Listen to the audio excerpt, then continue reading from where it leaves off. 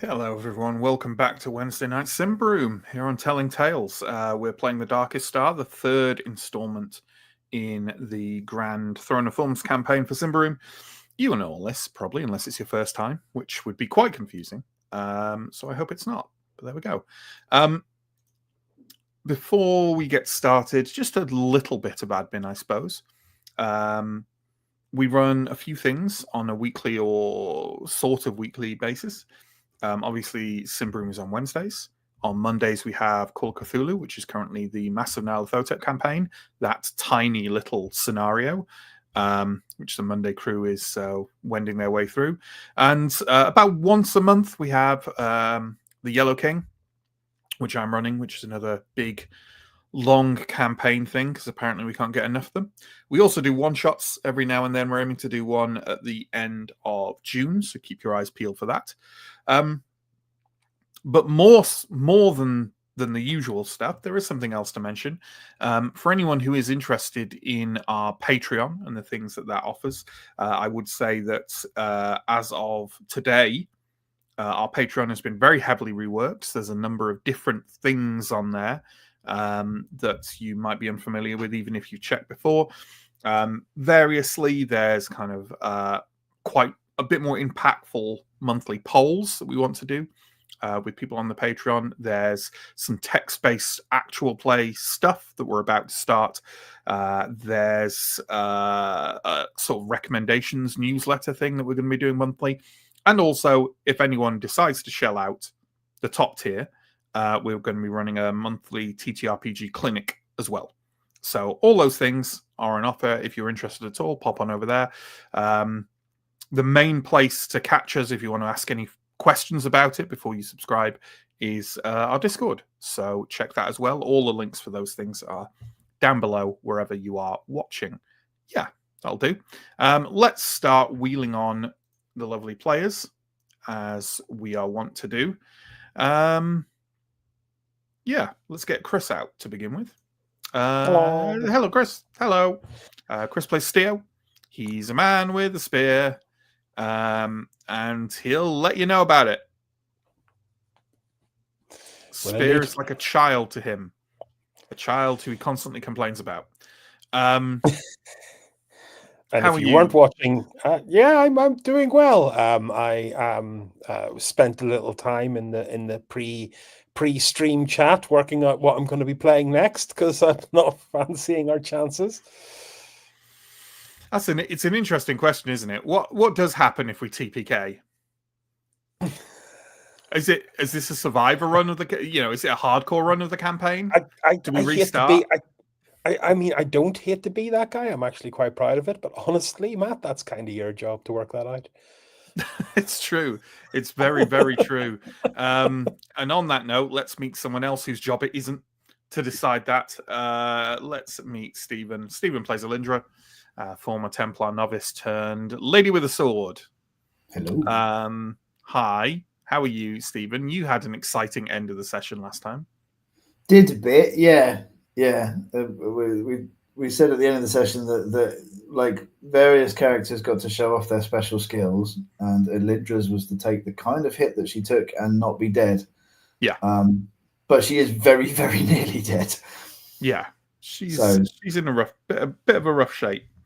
So there we go. Let's bring on John, who looks slightly confused. John plays Arendar, who is a man with one pointy sword and one pointy dagger, and also a cat. Actually, Aaron has two pointy swords. Oh, he does. He only uses one of them for swording. But he has two. Sure, sword is a sword, even if you don't sword with it. Well, Steel has multiple spears as well. You didn't hear him picking at my words, did you? Well, no. That's because he's got. You could learn a lot from Steel. That's all I'm saying. You see, all your weapons are children. You are my children, and Steo is your big brother who you could learn something from. That's all I'm saying.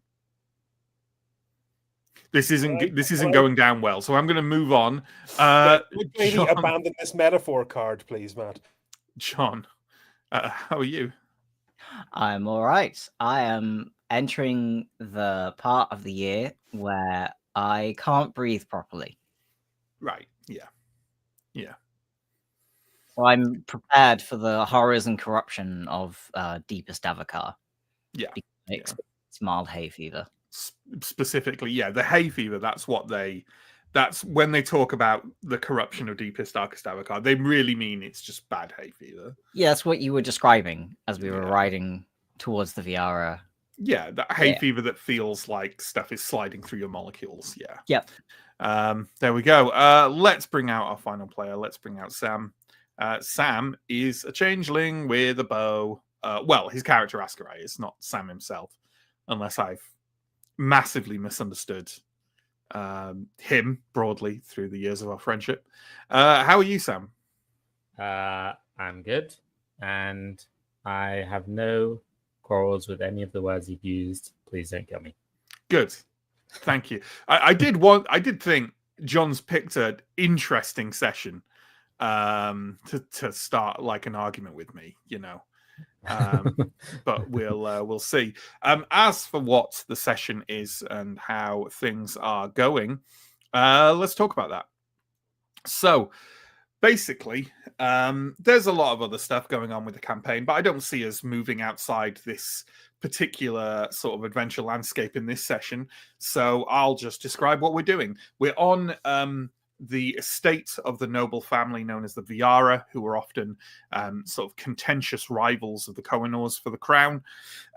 We're trying to find out whether our supposition was right, in that the ceremony that destroyed the Cathedral of Martyrs was the ritual to bring that about was performed here at the estate. And all signs so far seem to point to that probably being the case, because the entire place is a nightmare hellscape of corruption and death. You've already fought two huge corrupted beasts, one formerly human, one formerly a bull. And now an ogre or something that used to be an ogre has lurched out of the darkness of the servants' quarters, kind of main chamber, impaled Alindra, thrown her across the room, and we get to have all the fun of this combat. So I think we're either heading towards, as always, it's either a TPK or Askarai will kill it in 1 or 2 shots. So let's find out if that's what happens right now. Let's get that initiative order up, please, John. And immediately then give Askarai the chance to one-shot it. Let's find out if that happens. As for like a description of it, no one is engaged with it yet. Everyone's like, because you were kind of stood in a line in the middle of this large darkened chamber. And I will add, as your eyes are now growing accustomed to the darkness, as you're moving away, presumably from this towering bone-clawed figure, you do see that the entire edges of the room are filled with partially torn apart, partially eaten corpses. And it's a large room. Obviously, you probably can't do the corpse calculus right now, but assuming some of you are going to survive to the end of the battle, I will happily tell you maybe about 40 bodies. God. With that in mind, Askarai, do you think you had your bow out? I will, as always, it's on honor. I think yes. I feel like almost certainly yes. Okay, then you'll get both your actions. So, what are we doing? I'm gonna take an armor-piercing shot at this creature. Yeah, that seems pretty valid. I will use my hunter's instinct as well to give me a better chance and a bit more damage. What is the difficulty? The defense is completely flat. Okay, I need a 16 or less. I rolled a 5, so I do make it. And the damage is a D10 plus a D4 plus 1, which is 11, ignoring armor. Okay. That is past its pain threshold. Ooh. Are we taking another attack? I don't know, because I feel like this is going to be very heavily armored, and maybe knocking it down might be the better option. Maybe, yeah. I'm gonna go for it. I feel like there's a lot of us. Hopefully, we can, all group up and get some hits in. That seems super valid. To me. Okay. Yeah, your arrow basically goes through its face and is literally kind of transfixing it from like lower jaw up to its like near its eye socket, and it gives a bellow of, you're not sure it's pain, more like not really understanding what's happening, as presumably some of the shaft of the arrow goes through its gray matter. And it kind of, I'm not going to say it goes it doesn't fall over, right? But it kind of drops to its knees and has one of the bone claws kind of embeds into the wood of the flooring. And it's just kind of like rocking there, making a very unpleasant and very loud wailing noise. Arendar. Oh, do you want to use your movement action? Askarai, sorry. I don't think so, really. I'm going to stay where I am. Okay. Arendar, then. Is Alindra conscious or just thrown to the side? Alindra has been thrown into basically a pile of corpses at the side of the room. I'll give you that. You can see that she's moving. In game terms, I believe Alindra is prone, and that's basically it. Prone and horribly damaged, but is not. You've got toughness left, right? So, yeah. Okay. I think I'm going to try and get a hit on it before it gets back up and gets a hit on us. That seems like a very solid idea.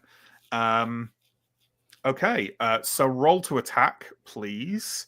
And because it's prone, that means you have an advantage, right? So that means you're rolling at a +2. And if you hit, add a d4. That is a pass. 12 and a d4. Oh, max damage, 16. Okay. Sorry. It's okay. It's just that it just means there's never any drama. So what's the problem there? I have to say, since you've arrived at this state, your damage rolls as a group have been insane.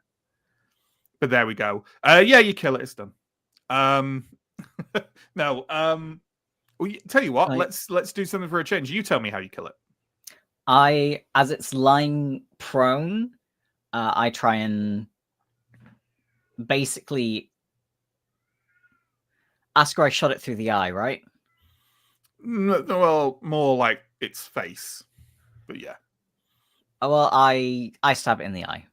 I sort of, jump up on its chest as it's lying on the floor and just. It's not lying on the floor. That's not how I described it. It is on its knees, leaning forwards with a bone claw into the floor. Then I take advantage of it being closer to the ground and stab it in the eye. Okay. All right. You know what? It dies immediately. There's no kind of like dramatic end. It literally just goes dead weight, and you actually have to step back and draw your sword back quickly to avoid your sword being snapped as the huge form crashes into the floor. Alindra, are you all right? I've had better days. Can anyone remember if I healed Alindra this session, or it's a new wound, isn't it? So it doesn't count. It's a new wound, so you can try again. Yeah, I'm gonna go and see what I can do to that. Mm-hmm. It's like that. Yeah, go for it. I've seen worse, but only on corpses. Yeah, Alindra has a quite big hole in her shoulder. Hey, there we go. Doesn't mean anything, but still. Doesn't mean good. Anything. Nice. It does mean Are you using a herbal cure? I am absolutely using a herbal cure. Mm-hmm. Thanks. 4 HP. Better than now. All right. Have we taken any corruption yet? No, but thank you for reminding me. I had planned at the end of this combat to give you a corruption again. Can everyone roll strong, please? Ooh. No Does modifiers. That include Aaron and Steo? No. Good, well reminded. Elindra passes. Ascry and Anton both fail. Okay, that's a D4 temporary corruption for both of you, please. Ooh, D4, that's bad. 3 for Ascry, 1 for Anton. What's Ascarai's corruption threshold out of interest? It is 6. Okay. Remember, if you go over your corruption threshold, you're not corrupt. Well, you have are they called stigma? Yeah. It's only if you go over your full, which is twice that, you will turn into an abomination. So watch out for that. You do take a bunch extra when you go over your temporary. You're like going over it for the first time rolls I think it's a D4 permanent corruption. Yeah, something like that. In the interest of being fair, I will tell you that you have been in the Viara estate around an hour. Okay.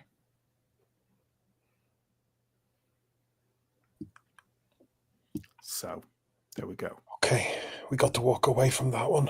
Thank Prios. We get up these stairs. Yeah, we can't afford to stop. Dovecat. Mm-hmm. It's hard to believe anyone's alive in here. So, you, I believe, near somewhere, you move into like another room, a smaller chamber, and within that, this is the one you saw through the window, and there is quite a tight wooden spiral staircase leading upwards into the Dovecut. Yeah. Are you making any further attempt to be stealthy, or are you just kind of more focusing on speed at this particular point in time?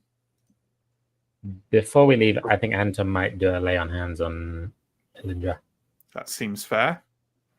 Does cost a point of corruption, but you get a D6, which is... I suppose I have to roll Resolute first. Yeah. I'll do that. Hopefully get a D6. That's a 7 on the Resolute roll, which makes it.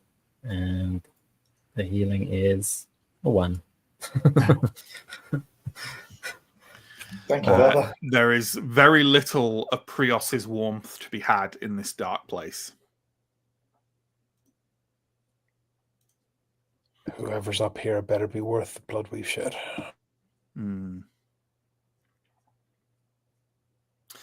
Okay. So, as I said, are we kind of racing a bit, or are we still taking it stealthy? I feel like we probably made quite a bit of noise just engaging that ogre. So I think, at least for in this building, it feels like stealth might not be a priority. That said, though, given like it's a slender staircase, I'll kind of gesture for Aaron and Ascari to go up front, and I'll maybe actually help Elindra up the stairs if depending on how much of a state she feels like she wants to be in. I think she will shrug off Steo's help. And then I will take up the rear. Okay. Let's pop Anton in the middle. Well, who's going to be first then? Aaron or Ascari? Okay, Aaron Dar. It's quite difficult to get up this spiral staircase into the Dovecut. You can definitely see why the ogre couldn't do it. Clearly.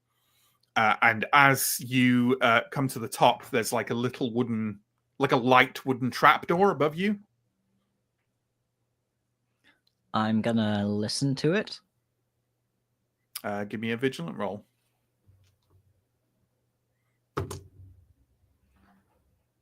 8 versus 5. Fail. Okay. I'm going to very carefully push it open and peek through. You hear a little gasp and some shuffling. Hello? We saw your bird. We're here to get you out of here. Hello? You're not going to hurt me?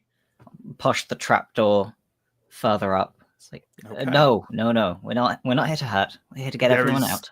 There is nothing in the dove cut except some kind of straw on the floor that's presumably been taken from the doves' nests and kind of made into a very pathetic little sleeping pallet, and a older female goblin curled up in a corner, the furthest corner from the trapdoor. She's obviously terrified.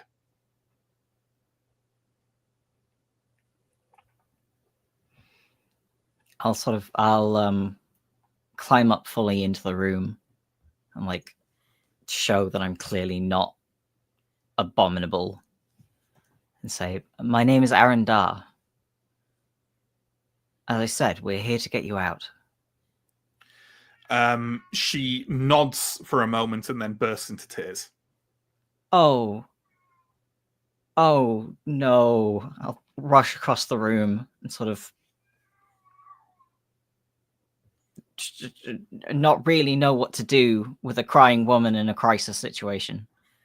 Sure. She definitely doesn't seem to want you to physically comfort her. And just kind of like huddles over. She's clearly been through a lot. Would you like to talk to our priest? To be honest, it's probably going to be a few minutes before she's capable of responding. Okay. So I'll call back to the group. There's one woman up here. I don't think she's injured, but she's in some distress.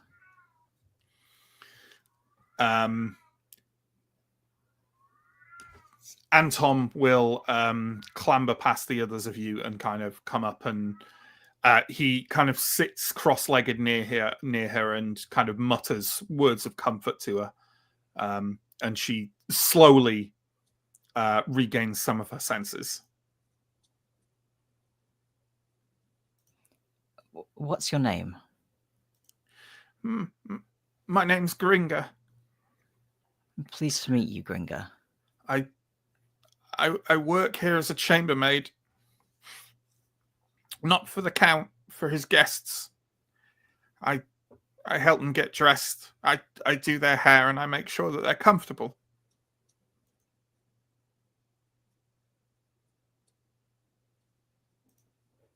And how did you find yourself up here?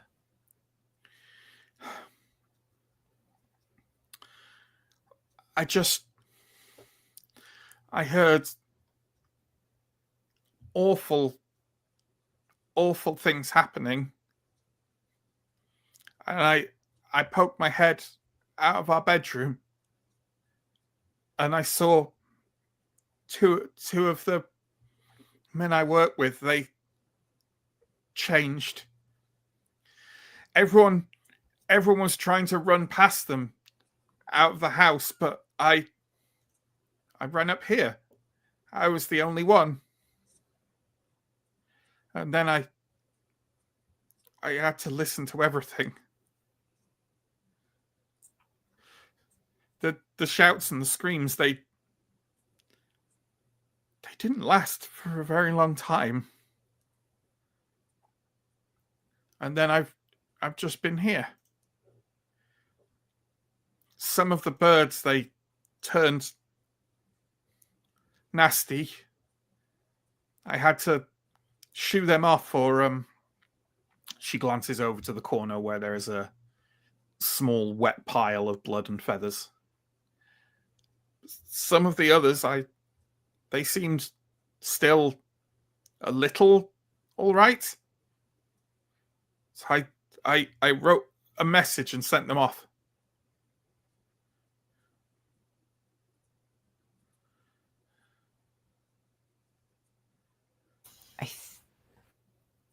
We got some messages. So I think maybe they went through. That's why we're here. Did the Countess send you? Yes. Oh.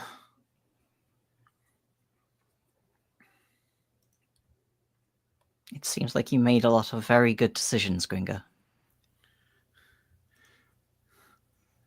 I didn't try to. That makes it even better. What guests did the Count have at the moment? Did you know their names? Yes, it's been... I mean, obviously it's been very strange now, but it was peculiar before as well. I had been asked to attend to Count Brigo. He's usually a very, very nice man, but lately he was quite upset and irritable when he visited. And normally I sleep in the quarters in the main house, but since the Countess was sent to the city, all the servants had to sleep here in the longhouse. They were all in one place. There's been all sorts happening at night. The counts were talking a lot together with the guest at the cottage. And there were the others that they'd hidden in the little villa for more than 6 moons. We weren't meant to know, but we did. The barbarians from the north. I did try to figure out what was going on. I was curious. But the counts and their guests were very careful not to discuss anything in the presence of us. I didn't find anything written down. I did look. But I never went to the cottage. Maybe the guest there left something behind. I didn't talk to him. Did you know his name? I think his name was Artal. Okay. Yes. I last saw him on the beach last night before it all, not last night, the night before it all happened. It was dark and I was far away, but he has this mop of white hair and I'm fairly sure it was him. He's probably dead now.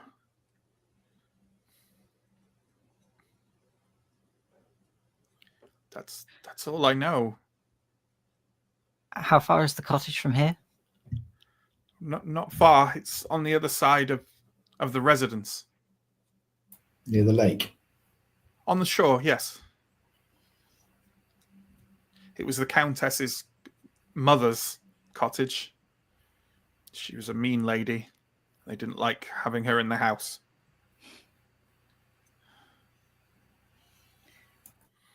Thank you.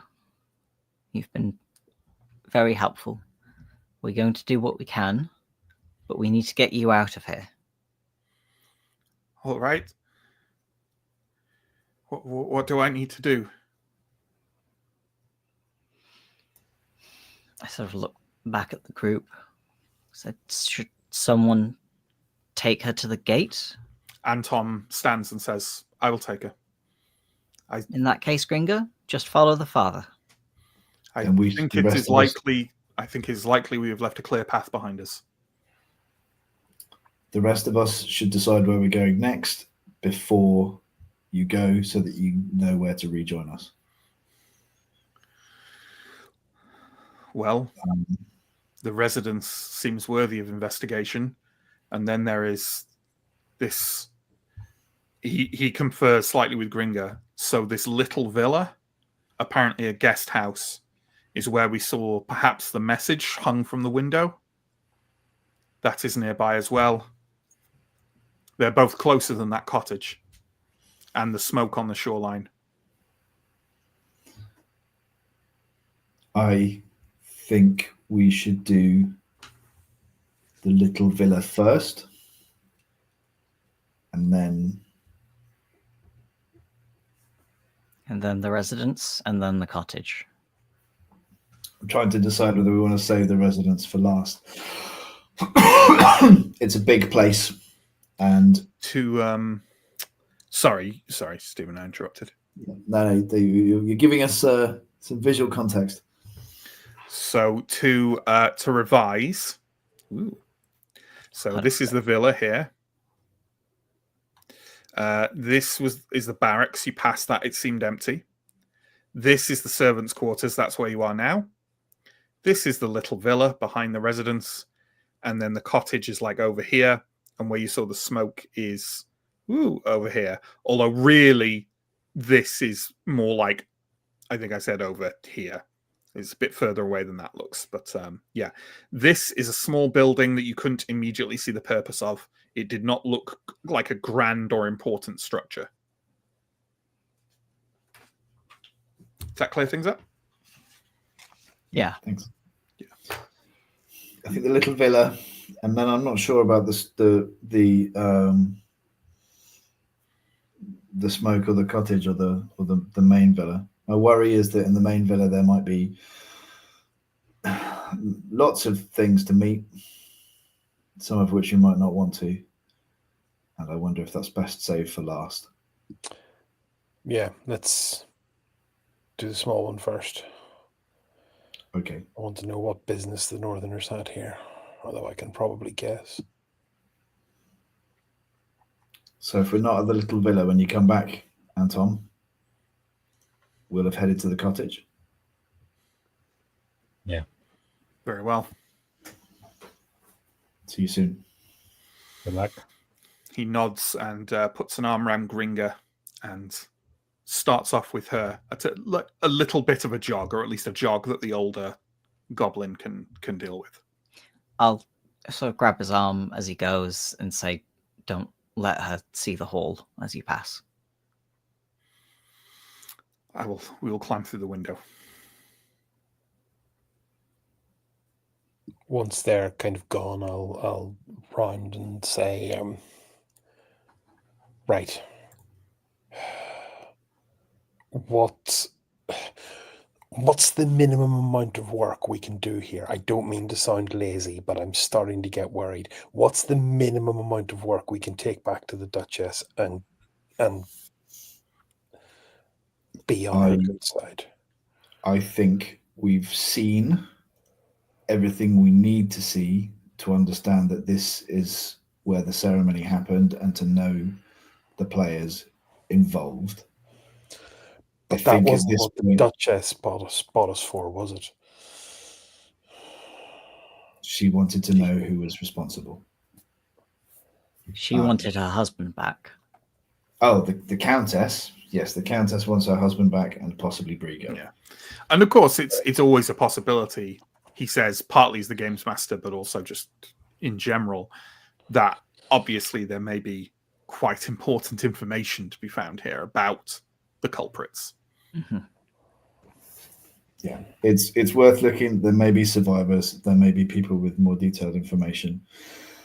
I'm just conscious. I think we need to keep digging, but if this gets too much, there needs to be a point that we decide that it's time to go.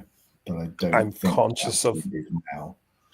I'm conscious of the fact that some of the lumps we're taking are throwing people across rooms. As am I, Steo.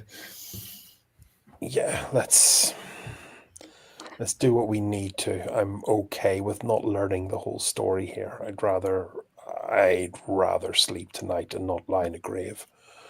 We'll do what we can. Survivors. There's a sign of survivors in the small villa. Yes. So we go there. Yeah, we do what we can here, and I just thank Prios that we are above ground this time, and we know where the exit is. For now. For now. Aaron, don't. Okay. So you make your way down the Dovecut stairs. As Anton said, he opened a window in this room rather than lead Gringa through the charnel house that is the main hall of these quarters. Are you going through there, or are you clambering out the window? It's quite easy to clamber out the window if that's what you want to do. I think out the window. I'll probably go for the window if Alindra can manage it. And Steo, for that matter. Yeah, that's fine. This is time too old for this nonsense. So to revise, now you're out in the open. You can see the large 3-story residence ahead of you to the south. Over to the right, you can see the slightly, well, significantly smaller, but it looks like a smaller version of the villa. The little villa over to your right, the west. Between that and the house is a large kind of a hedge maze. It's not overly elaborate, but it's just a kind of like again a kind of landscaping folly. And between you and the little villa is a small, low building that again seems very functional in nature. You can hear a high-pitched squealing noise coming from somewhere near the residence, but no other signs of danger or distress. Before we move anywhere, Astro wanted to dash back and have a quick rifle through the pockets of two women I think we saw who were like blight marked and had a tattoo of the crown with the thorns. Yeah, sure. Okay, yeah. I mean, yep. You rifle through their pockets. There are several small functional things that someone would have: an eating knife, like a pouch of herbs of some kind, but nothing beyond that. Nothing of interest. Do they look like? Are they dressed as servants or not? They are wearing Ambrian clothes. They're not specifically servants' clothes, but they're kind of relatively low to middling status clothes. Okay. I will carry on with the original plan. But I would say to the group, they have nothing of interest on them. They're just, I don't know, odd. Okay. Should we investigate that squealing as we pass? You're not passing it as such. Does it sound more like a person or more animally or? Yes. Unspecified. Okay. I think for what we're doing right now, best to avoid it. Again, something I've actually left out. There's a significantly sized hedge maze right here. So just imagine in general this side of the paper needs to be pushed out over here. You know what I mean? But you're here and you're going like there. And like I said, there's a gap here. So you're not really passing the residence. Right. Should do a better map. You're on mute, Chris. Ascry, I've half a mind, grim as it may sound, to take one of those tattoos back with us as evidence, but maybe not right now. We might not pass here again. If you want it, I would take it now. I don't want it. I just feel like we might need it. I already have a sketch of that same tattoo that we got in Davakar. Yeah, okay. It'll save me carrying around some rotting flesh. I mean, if you want the trophy, but it doesn't. It's not a trophy, it's evidence. I'm not yet so far gone as to resort to that. Okay, let's leave it and go and see what these northerners were doing here. Okay. I believe this. Sorry, I just realized that I can do this and just leave the key off. Does that make more sense there? It's so much better. Yes. I should hope so. It's a professional piece of art. So true you're Symbaroum style. This is 90 degrees. Yeah, I can. Well, if I change it, I have to refo. You're at number 6 at the top right there. Yeah. Is 12 the cottage, or is the cottage off the map? The cottage is 11 over on the left. Okay. 12 is where the smoke is coming from. Oh, okay. Okay, so if that's the case, I think we might have said before Anton left that we would do like the little villa and then maybe the smoke on the way to the cottage. Yeah. So you're like circling like the inlet there, the like. Yeah, so we're kind of spiraling. Yeah. Well, let's hope. And in the game. Yeah. Anyway, there we go. And the Northerners, I believe the small villa is for Count Brigo, right? The Northerners were hiding in the woods. Was that what Gringa said? Nope. I will go back, but that's definitely wildly off. I'm getting confused with all of the buildings. It's the barbarians in the little villa. I don't think she's. I assume that Brigo's in the house. I would also assume that Brigo stayed in the house. Right. Okay. Well, that's the plan. Okay. Yeah. I think me and Aaron will go point again this time. Okay. You make your way towards the little villa. You pass that small, low structure. The doors of it are open as you pass, and you can see inside. It's storage. You know, it's where everything would be stored, probably from food to practical supplies, whatever. You can't see anything of significance from glancing inside it. Are we happy to move past it? Yes. Okay. As everyone does so, can everyone give me a cunning roll, please, at -5? Nope. I think I passed. Definitely not. Do you want to double check, Chris? I do, yeah. So my cunning is 11. I rolled a 6, which is just 11 minus. This is just to spot something as you pass that may be of more interest than other things. It's the same roll that revealed the 2 women. Yep. You see an army coat lying on the ground, soaked in blood and partially shredded as if by knives. House Viara's crest can be seen on its collar, and below it is all that remains of its former owner, a severed head. I don't recognize the head, I imagine. No.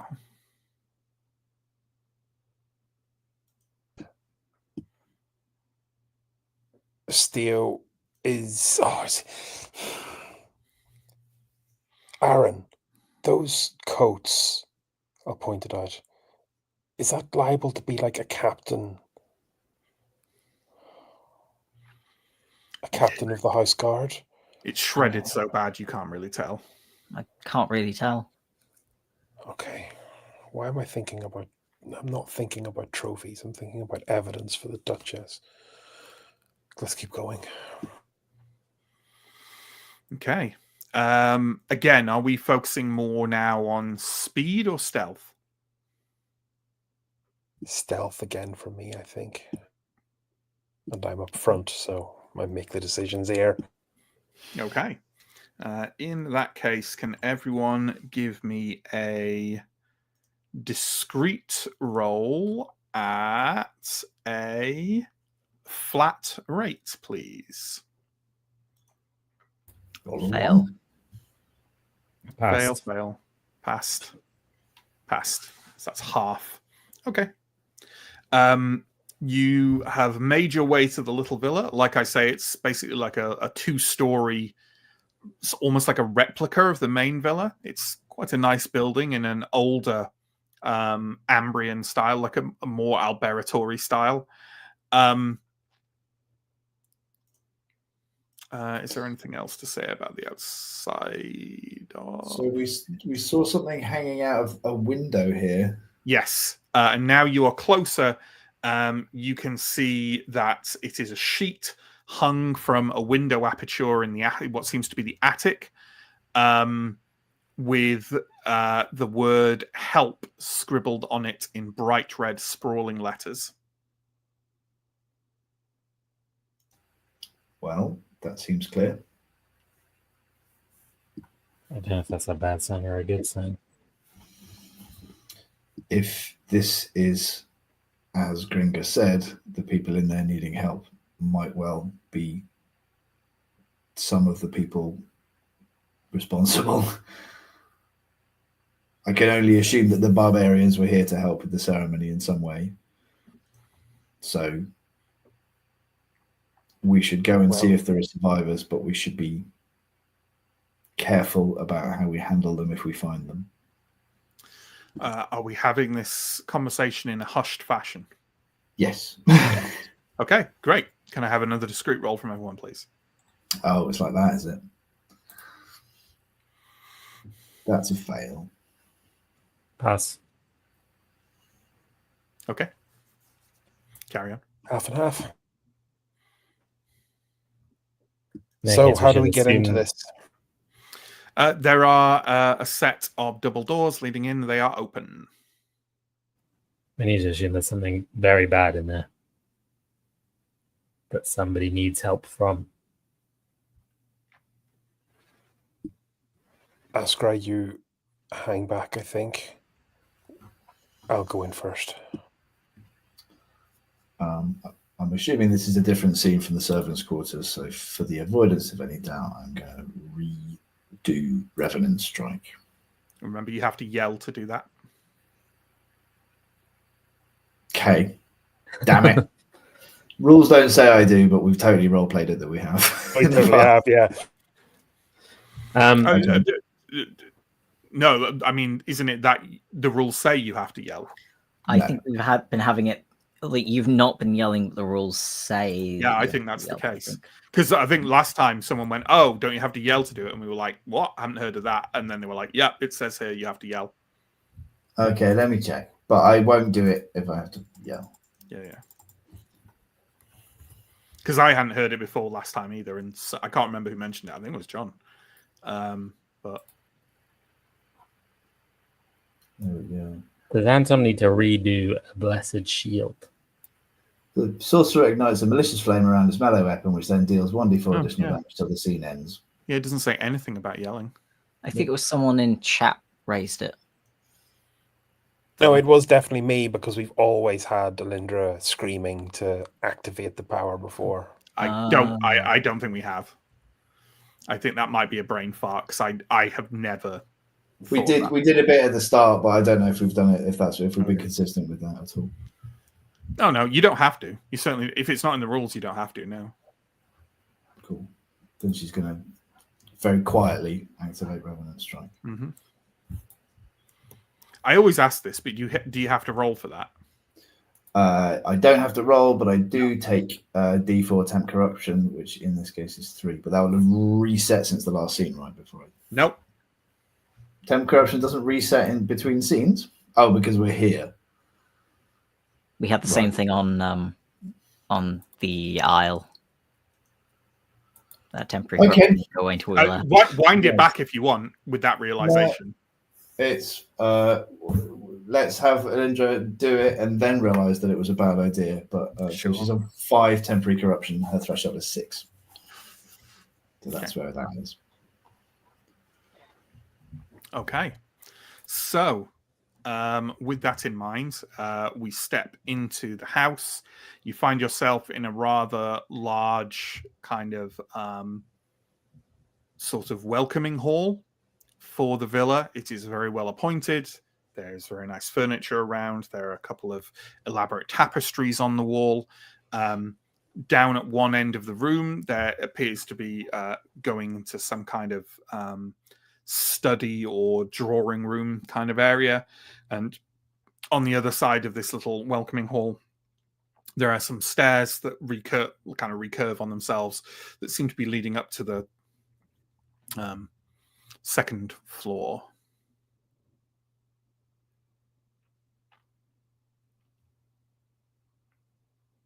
Was the thing hanging out the window an upper floor?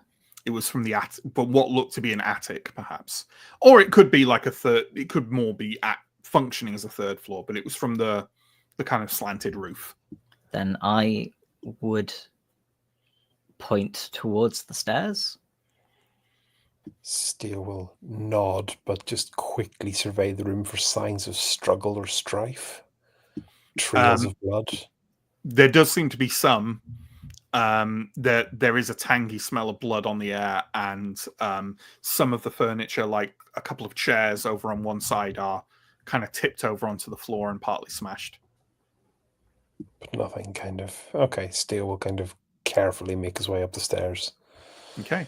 If we're being stealthy again, I assume, can everyone roll discreet again, please? Pass. No. Nope. In that case, you all hear the scrabbling of heavy claws on wood, and something, or some things by the sound of it, are dashing at full speed from somewhere on this second floor towards where you are on the stairs.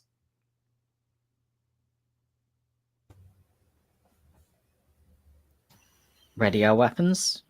Yeah.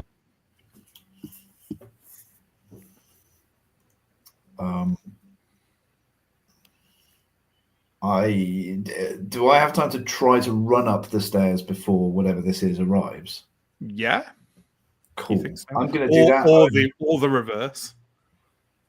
I'm going to go up. I would rather try to face these things on like a level playing field rather than at a height disadvantage. Right. As soon as Steele is passed by Alindra, he'll catch the memo and start jogging up in tandem with her. Mm-hmm. Absolutely. How about the other two of you? So I follow the group. Yeah. Okay. In that case, you all emerge on a kind of broad landing area, just as 5 corrupted, pus-soaked, and fiercely growling guard dogs burst through a doorway, confront you, and immediately bound towards you. John, can we get initiative up, please? They are Blight-born guard dogs, and they have a quick of 13 and a vigilance of 10. So you can just change it again. It's like they knew. It's like they knew this would be easier. Yeah. You see, I always charge into these things first, but my my initiative order means like all of the heavy hitters have gone by the time my time comes up. That's not going to be a problem this time around because we're outnumbered. But yeah, Blight-born, what was it? Blight-born guard dogs. Also, it's not as if Steo isn't a heavy hitter as well. Yeah, occasionally when the stars align and the D10 is a friend of mine. And the initiative order smiles on you.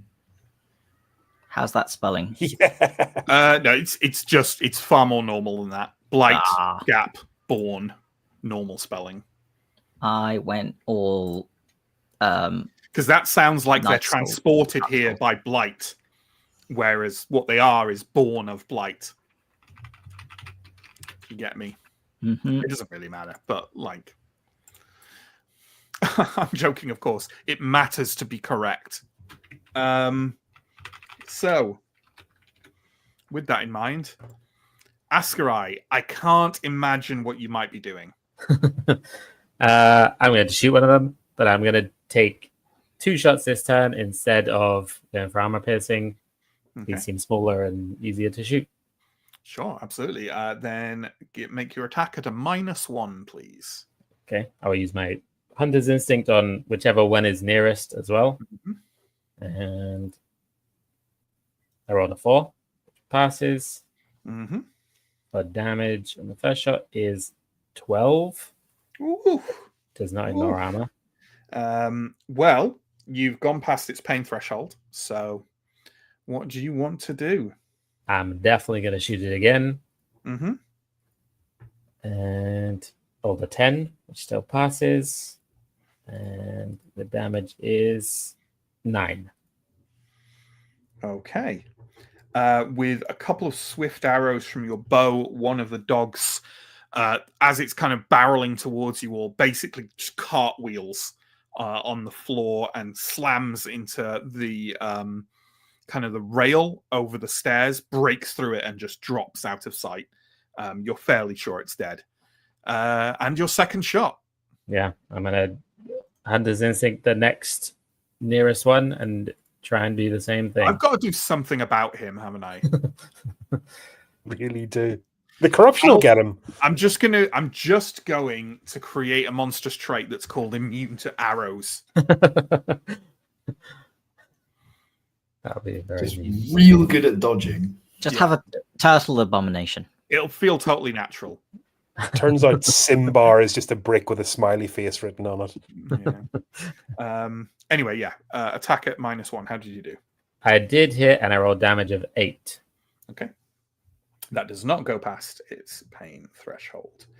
As you had probably imagined, it doesn't seem like they don't seem that their hide is thick, but not. Your gut tells you made the right call by doing this. Their hide does not seem anywhere near as thick as the bull or the ogre. They seem less corrupted to you, but you don't know if it works like that or just perhaps they're corrupted in different ways. Yeah. Either way, there we go. That was both your actions. So, Arindar, what are you doing? I am going to, as they are charging towards us, delay my action until after they approach. Yep, that seems like a thing you would do. I'm also going to take Antom off the initiative order because I forgot he was on there. And Elindra then? Step up to one of the dogs. I guess not the one that Ascarai just injured. Yeah, a different one. Okay, so sorry. Did someone say something? No. Nope. Okay, so you get your long attack first, right? Yep. Okay, attack at -1, please. That's a hit. Damage is going to be 10. Okay. 10. That is not past its pain threshold. So, Okay. Normal attack? Yes. That's a hit. And damage on that one is 12. Yeah. So you step forward, the dog leaps from you, and you kind of twist your body so it flies past you, rake your sword along its side as you do so. It lands on the floor, kind of thrashing and snapping at you, and you just sink your blade into it, feeling the shock as your blade hits the ground hits the floor through its body, and it quickly stops struggling. So that is one dead dog. What is Farron going to do? Is Farron also going to delay? Farron will also delay. Okay. Then we get the dogs attacking. I think one of them is going to... Elindra step forward. I think it's only reasonable that one of them goes for Elindra. And we'll have the wounded one do that. Will we? Or will we have... No, we'll have the wounded one go for Ascarai, I think. That makes sense. We'll have an unwounded one go for Elindra, and then we will randomize it between Aaron and Steo. Right? Arindar. Cool. So, is Sam still with us? No, he stepped out briefly. That's fine. We'll do the other two first then. So, Arindar, let's have the dog attack you, which means the dog's about to die. Mm-hmm. So, the dog's attack is... That's a good question. As it always is in the game, the dog's attack is a -5. -5, 15, target 10. Pass. Okay. That means you want to do a counter attack, I'm assuming? Yes. Okay, so that's an attack at -1. Oh, that is actually a fail by 1. I needed a 15 and I got 16. Well then. The dog leaps for you. You literally kind of like almost do a kind of one leg out drop under it as it goes over you and kind of try and stab it as it comes round again behind you. But it's also pretty fast and just kind of weaves to one side, and you're stood there in a kind of like impasse with it as it's growling at you. It smells awful. Like month-old, well, not month-old, that wouldn't still exist, week-old rotting flesh. And you smelled some bad dogs in your time on the streets in Indaros, and this beats a lot of them. Okay, Alindra, can I get a defense roll from you, a -5, please? -5, so defense is 13, so I need an 8, and we roll a 1. Oh. Well, that is a good thing. So, I can't remember what... it does do stuff, right? A perfect defense, you get a free attack on them, so yeah. Cool. I get one of those anyway at D6. Yeah, I've got it's an adept 200 finesse thing, but I guess a full attack's better, so I'll just do that. Or you just get a counter attack against everything? After one successful defense per turn, pass a strong versus strong test to push enemies out of melee combat with the sword. All right, okay. I mean, do you want? I don't know if I could do I take it you. I think as a response, you have to pick. Okay, then I will attack. Okay, that seems smart. Attack it at -1, please. That is a hit and damage 12. Okay. Do you want to knock it prone or take a free? Oh, hang on. Yeah. Do you want to knock it prone or take a free attack? Let's finish it off. Yeah. Okay, that's a hit. Wow. 16. I'm increasingly doubting that anyone at Free League balanced this campaign. Because I have added significantly to these enemies. And you're just like, and you're earning less XP than recommended by the books. Are we? I always wondered if we were advancing slightly faster because our TV streams were shorter than sessions. Yeah, but that's what makes it slower. Is it? No, it doesn't. I think. Yeah, but you said that. No, I've. That's why I've adjusted it. So like.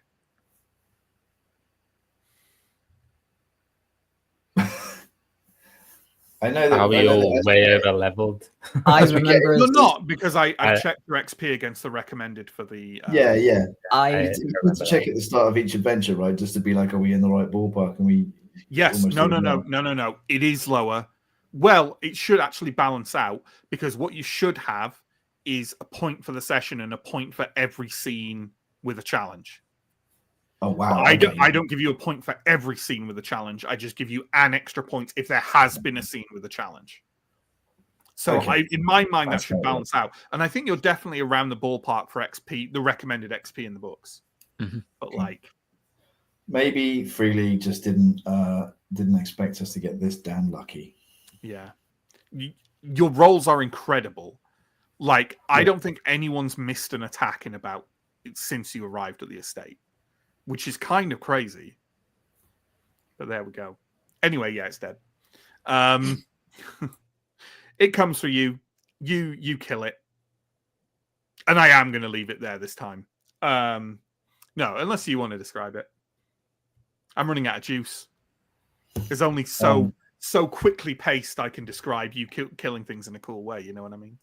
Yeah, I get the feeling that all the kind of characters are pretty sort of eye on the prize like at the moment in terms of kind of getting through this quickly. So I think this might well be a bit kind of workmanlike in its Yeah, sort sure. of... And that, they're not the most fearsome opponent to a certain degree. Let's see if that changes. Askarai, you're being attacked. Can you roll a defense at -5, please? As this dog is snapping at you. I'll need an 11. I rolled a 9, which makes it. Yeah, that tracks. So so next should be... Oh, you've already done it on the thing. Great. So Aaron, you have a dog engaged with you. Do you want to probably attack it and kill it? Yes. Yeah. So that's a -1. Oh no, that's a 17. That is a fail. Wow. I am amazed. Swing and a miss. Mm-hmm. But then Farron's going to have a go. Yeah, let's have Farron have a go. Again, attack at a -1. And now it's flanked as well. Does it have robust? It does have 1 robust. So no, it's not flanked. Oh no, Farron rolled a 20. Okay. Does Farron have a corruption threshold, and have you rolled for him? Where would that... No, I don't think he has one. Okay. But I could probably figure it out from his resolute. Okay. It's just equal to resolute, right? Half resolute, I think. Yeah. Well, no, you're full. Sure. Oh, yeah. Yes. Yeah. Is it half resolute roll rounded up for the... That's what mine is. One? Mm-hmm. Yeah. So what is Farron's corruption threshold? It will be 5. Okay, and have you rolled for corruption for Farron? No, I didn't. 3. Okay.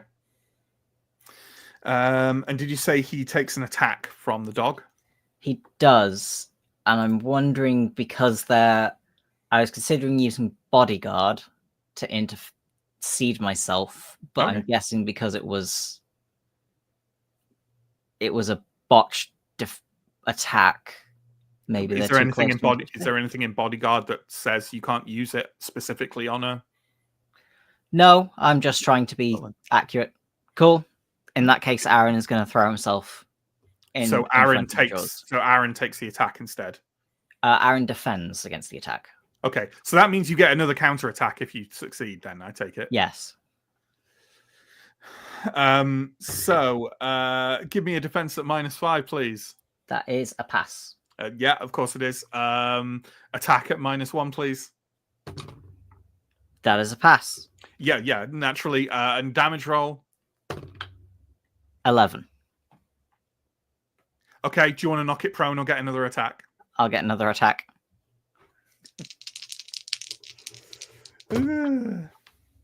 That's only 3 damage. I did roll to hit. It hit, and I rolled 3 damage. Okay. In case of doubt for people, by the way, the reason I'm getting slightly eye-rolly and frustrated with this is not because I actually have a sense of competitiveness or I don't want them to fail. I don't want to beat them with a combat or whatever. That's not how I run. It's just I'm feeling increasingly like, and let me know if you maybe you disagree in the comments. I suspect the players feel more in danger than I feel that they're in danger. And it's an interesting discussion to be had, and maybe we'll come back to it at the end of the session.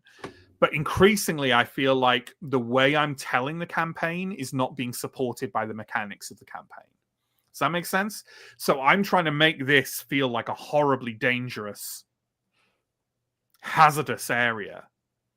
But everything just keeps going like, attack dead, attack dead, attack dead. You know what I mean? Like that is the source of my eye rolling and frustration, rather than a sense of, I want to hurt them, or like I don't. That's not how I run. It's maybe the players feel a bit differently. They certainly seem to feel more in danger then I feel they're in danger right now, but maybe not.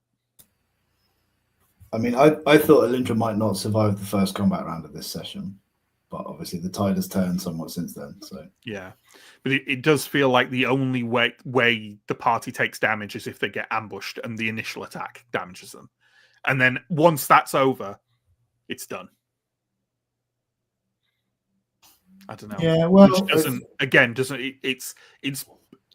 it's cognitive dissonance for me.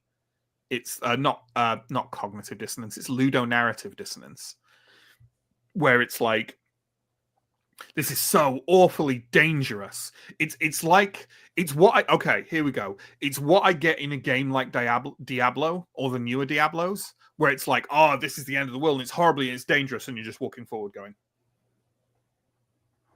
And it's like, it doesn't feel like that. It's like everything is telling you that this is horribly dangerous, but the experience is one of empowerment. Does that make sense? Yeah. I don't know. We'll talk about it at the end. Yeah. Anyway, that was Farron's turn, bizarrely, the one where Arendar got 2 attacks. Steo, there is a dog still fighting Arendar and Farron, and a dog fighting Askarai. And none of these people have had any serious knocks so far, so I'm just going to go and I'm going to go and help Arendar. Yeah. So okay, I get my long attack. Yep, you get your long attack first at -1. Oh, I'm sorry, Matt. I'm so sorry. I'm over it, Chris. In the words of Arab Strap, I'm over it. I don't give a fuck anymore. So that's D10, D4 plus 1, yeah? Yeah. Oh God, I can't. I can only apologize. I'm sorry. It's the almost computer. anyway. It's not me. What did you get? Sorry, I'm not looking. 13 in total. Yeah. You impale that dog. This is not the glorious battle very I was hoping done. for. It is very done. Okay. Normally, obviously, if this is like a different situation, I might kind of try and wrap things up there. But because we're like, these things aren't going to stop attacking, right? They're abominations. They're just going to keep going until they die. So that's your turn, Steo. Basically, you've taken a movement and you've got a combat action, but that's it. That's it. So let's roll back to the beginning. Askarai, are you going to get your short sword out and try and carve into this thing? Yes, I'm going to try to. It's a what is it that to hit? It's a -1 the defense. Okay, I need a 14. I rolled a 4, which does hit, and then I rolled my damage plus advantage. I rolled 9 damage. Okay, that's not enough for its pain threshold, but you do manage to slice very deeply into the dog's side while circling it to keep away from its jaws. Alindra, finish this. Yes, let's do that. I'm not engaged with this one already, am I? No. So long attack first. How lovely. That's a hit. And that is... you need to do 4 damage. I do 10. Yeah, that's enough. Yeah, you basically like dash over to where the dog is fighting Askarai and bring its blade down. Bring your blade down straight on its back, almost carving it in half and snapping its spine with your blow. There's a bunch of dead dogs on the floor.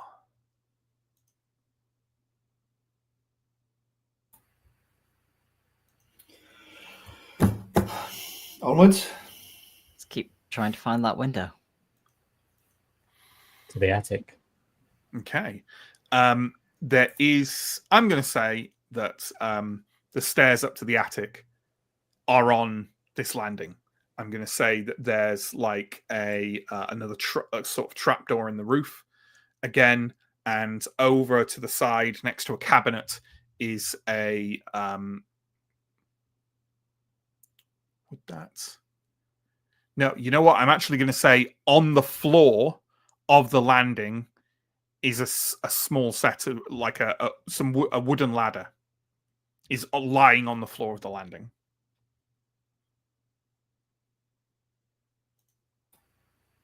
So how would you get the trapdoor? You could like prop that up somehow. Yeah. The trapdoor's next to a wall, so you prop up the ladder and then push up. But clearly, the ladder has been disturbed. I don't know whether maybe we should knock before we go in this one. Yeah, I'm gonna step forward. I'm going to see will my pole arm reach the trapdoor? Oh yeah.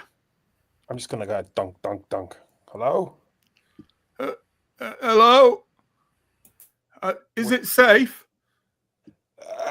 Probably not, but we are not corrupted, and we're not going to kill you. That's good enough for me, sir. The trapdoor creaks open, and the face of a kind of I don't know, halfway between a boy and a man, like maybe in his mid to late teens, looks down at you. He has sort of odd black seeping marks framing around his eyes. But as he blinks and looks at you, you can see that there is sanity still behind his eyes.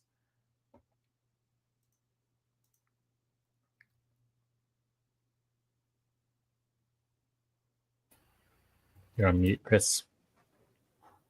Bring the ladder over. Let's get them down. Are you up there alone? No, there's my friends with me. Lucky day for you, then. Prop the ladder up. Okay. Two young lads kind of clamber down and stand in front of you. They're wearing the sort of mucky and slightly disheveled clothes of a farmhand. The other one who climbs down seems to be having a bit of trouble doing so, and when he reaches the ground, you can see that several of his fingers seem to have withered oddly on his hands, kind of into sort of twisted grayish lumps. You need to get out of here immediately. Just a moment after you tell us what happened. Yes, sir. All right. The night before, we got told, all the servants, to stay indoors in the quarters. Captain Adorna said that no matter what happened, whatever we heard, we mustn't go outside until the master of the estate said different. But everything seemed normal until the other one shakes his head and says, No, I heard some kind of strange song just before dawn. I didn't hear no song, sir. He says he did. I never heard it. We thought it was all nonsense. And we went against orders, sir. And honestly, I'm glad we did, because I think it saved our lives. We snuck off here to begin the monthly cleaning. All 14 fireplaces. We had nothing but the whispering winds. And then everything shook, as though there were an earthquake, but only for a moment. Both of us, we fell over, and we felt as though we were on fire. My hair started coming out in chunks at the back, sir. And we ran to the attic, knocked the ladder down, and we've been up there ever since. We heard screams and roars for a little while, and we heard these dogs on the floor below. that's it. You, young lad, you heard the singing. Did you hear where it came from? I don't rightly know. Maybe from the lake? Okay. You need to leave by the front gate. Nearby, there's a small group of locals who have set up a small camp. They should be able to help you. You're probably going to encounter a priest on your way there. Tell him our next stop is according to the plan. Yes, sir. They both kind of start scrabbling off down the stairs.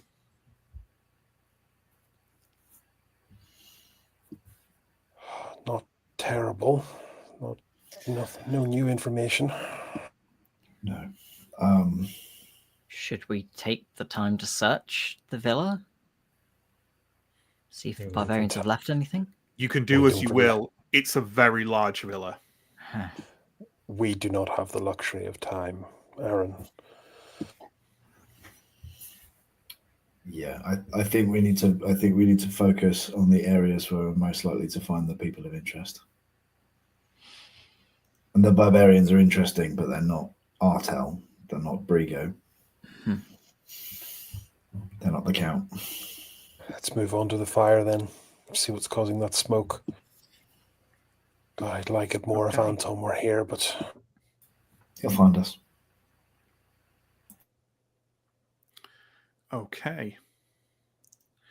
You leave via where you came in, I assume, and are probably going to basically not really circle. It's more or less a straight walk around to the west of that sort of hedge maze arrangement towards the shore, towards the lake. And I'm going to say that as you're doing so, you do when you're about halfway, you hear a kind of noise behind you and turn to see Anton sort of jogging his way to you. I wanted to be as fast as I could. What's happening outside? Did you come across the locals? I met the two lads you sent back, and the ones from the farm. They're outside with the soldiers. They are definitely starting to think about making a move in here. I think they feel a little bit shamed by our boldness. Also, I am delighted to report that a few moments breathing the relatively fresher air outside the fence made all the difference in the world. Askarai, you can, or Sam, I should say, you can, because Anton failed his corruption roll, right? Yeah. You can set his corruption back to 0. Nice.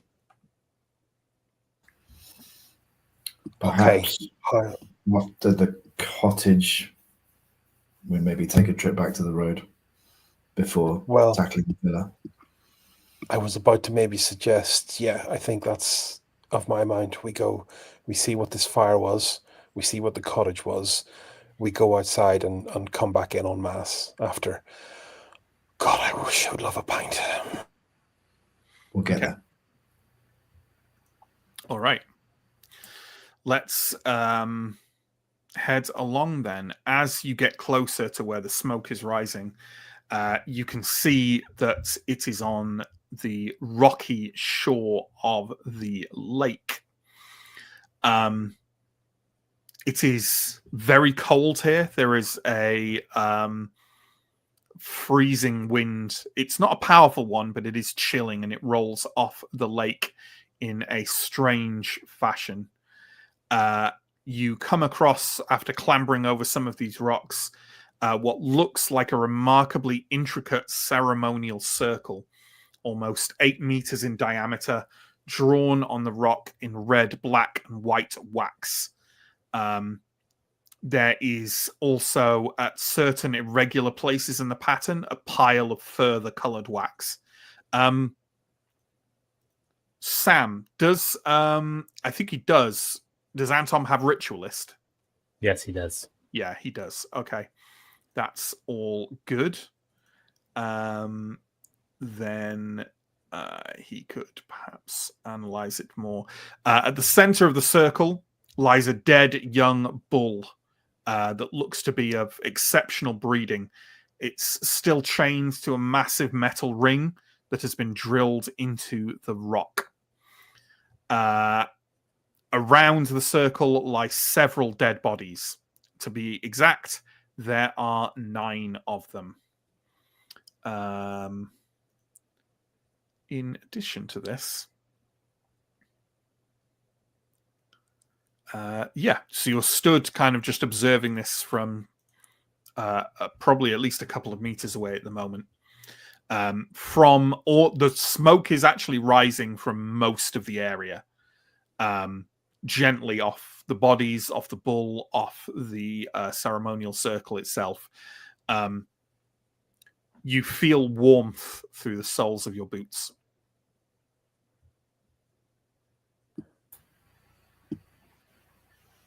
Well, we found the site. Yeah.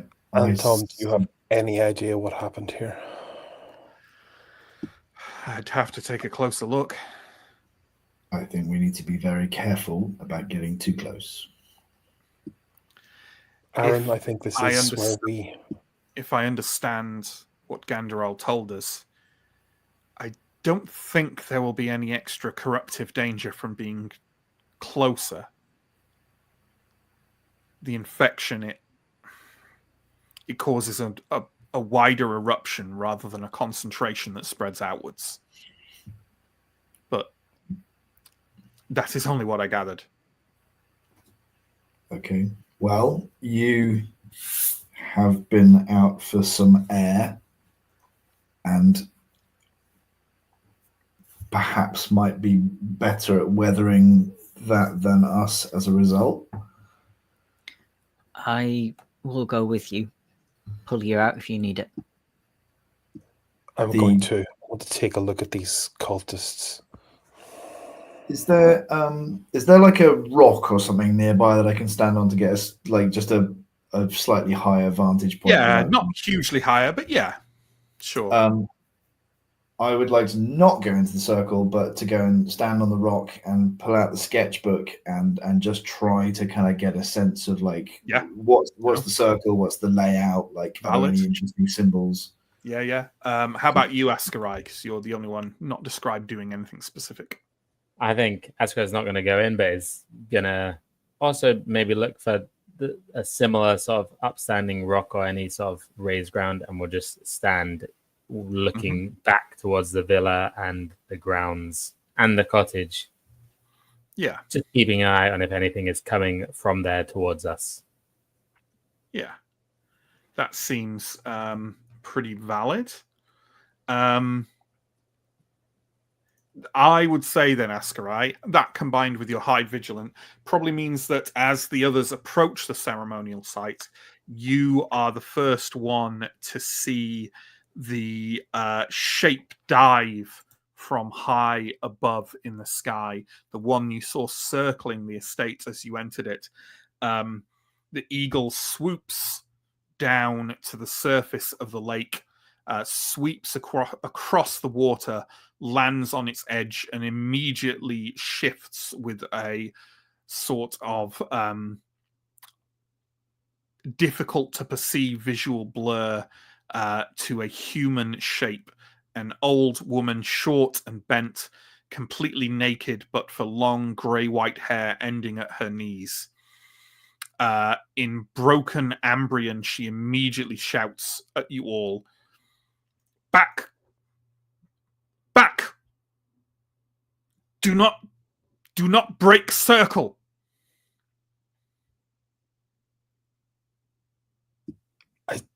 I'm assuming I can't get a read on what kind of what tribe she's from. No, she's naked and isn't wearing any kind of no accoutrement. You know what I mean? I will. I'm going to have maybe. I'm going to say maybe Carrot is going to be the one I know the most of, maybe, or no, the FNA's tribe. Odav. Odav will be the language you're most familiar with. You can't. That one though. Oh yeah, you have Lore Master. Yeah, I have Lore Master. Yeah. Yeah, so you can speak a bit of Odav. Yeah. So I'll kind of call out in Odav and say, "Did you do this?" That's a good point. I would like to know. Hold on 1 second. I am fairly sure. Is that literally missing information?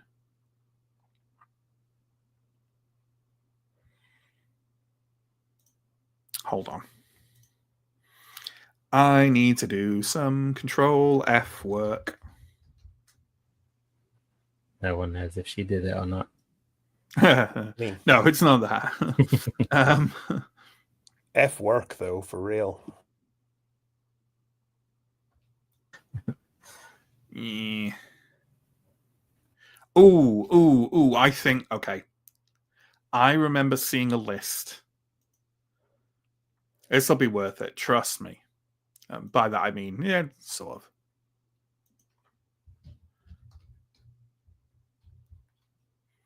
Hey. Yeah, okay. That was a journey. Yeah, so you speak to her in Odav, is that right? She looks at you testily and says, I'm not Odav, southern fool. I'm Zarek.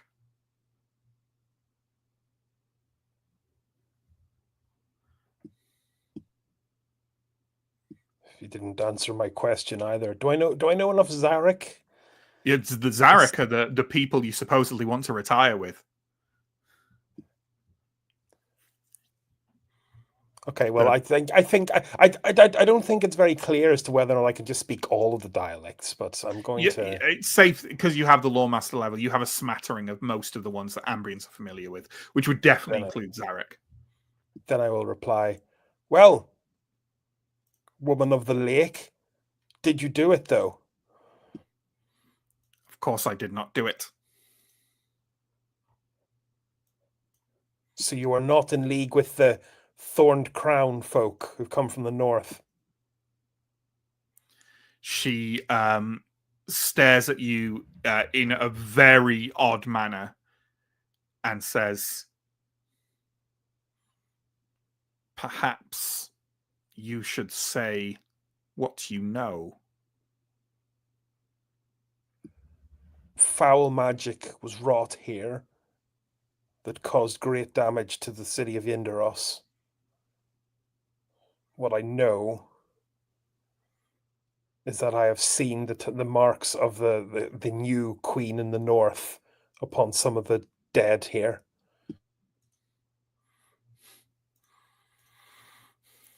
Queen is your word.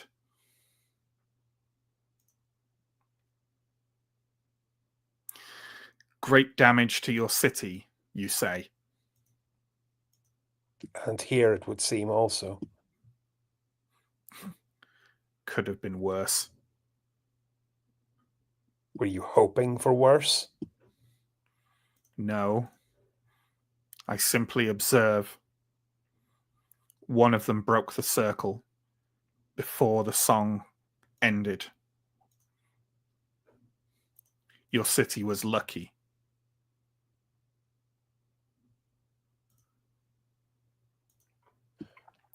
Anton has crept a couple of paces forwards and he's not in the circle, but he's like looking down at it carefully and looking all around it.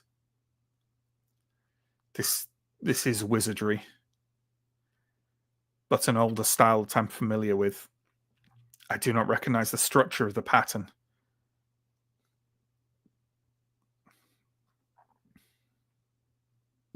If the circle is already broken, what stops us from breaking it again? Circle on ground, not broken. Circle within. Circle of flesh broken. That circle already dead. She gestures at the dead bodies on the ground.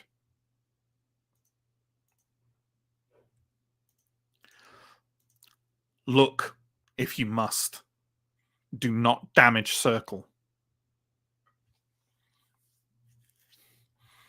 Remember, you are children.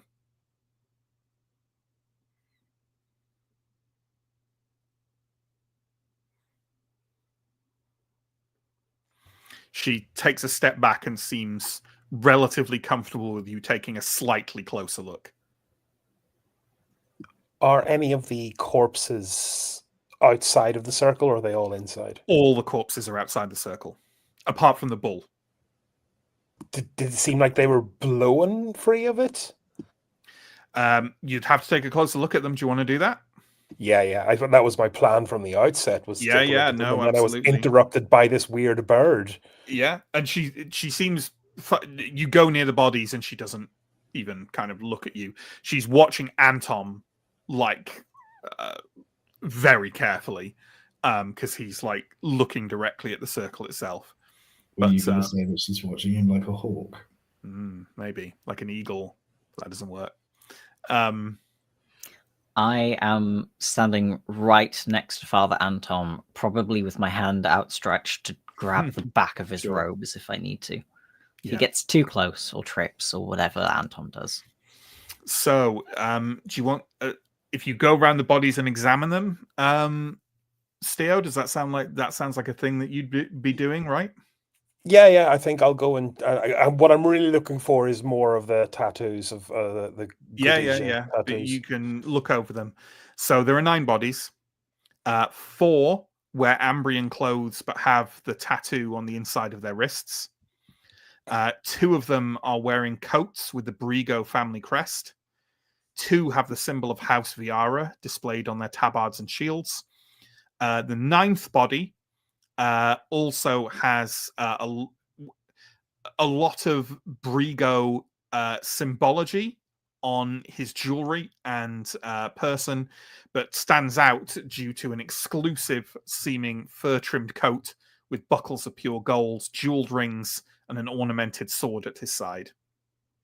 So to summarize that, 4 Northern barbarians, 2 individuals wearing Brigo gear, 2 with Viara gear, and the 9th one in Brigo gear, but looking very, very fancy. I'll address the witch again.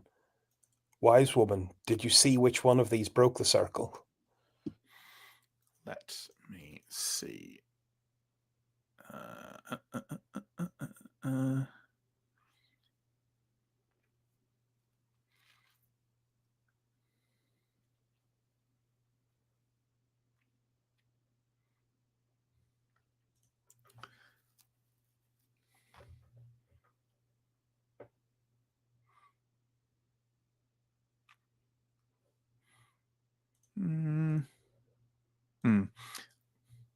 I did not see. I was leagues away. I felt it. I felt the break.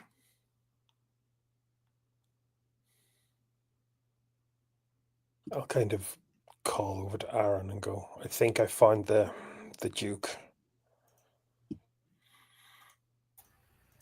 You probably didn't, A, because there isn't a Duke, and sorry, B, the Count. You found someone who maybe Count Brigo. The other Count. Which Count? I will ask aloud. Aaron, I've lost count. I'll leave Anton unattended just long enough to look at the arms. Say, Brigo. Which means Count Viara may still be in the residence, or at the cottage, or anywhere else. Or dead elsewhere. When you were examining them, Steo, were you looking to see how they died? I mean, I can do that. No, do you know what? I didn't say it, so I'm not going to do it. What I was specifically looking for was the tattoo, and now I've kind of ranked people. I think I'll go to Aaron. We should take the sword back as evidence presented to the... Should we touch them? I'm assuming I'm within earshot still up on the rock. Mm-hmm. I'll say Brigo should probably be searched. Okay. I mean, if the witch doesn't stop us, then I assume they're safe to touch so long as we stay out of the circle.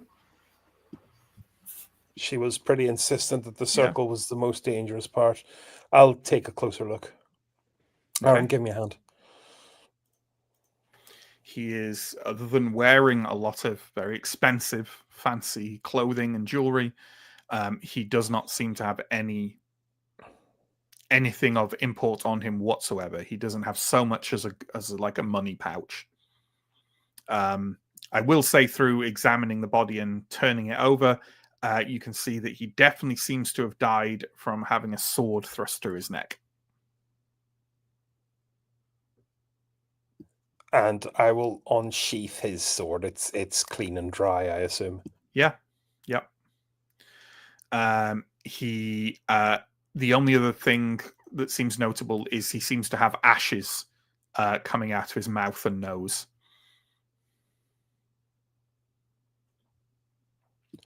Dark magic. Was the ceremony sabotaged then, perhaps? Yes. Sorry, yes.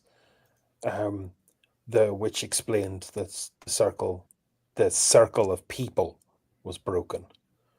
The circle of wax, the ritual circle, apparently is not. So sabotage or panic or apparently maybe a last minute change of heart. Either way, Aaron, unless this is a faux pas, I think I'm going to take this sword back to the Countess.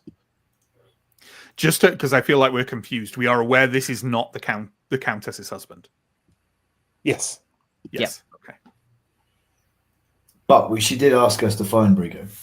So yeah, and we also probably find the cause of the commotion, which I think Brigo is pretty heavily implicated in now. Mm-hmm. Yes. I will take the sword. I will attach it to awkwardly around my midriff, never to be used.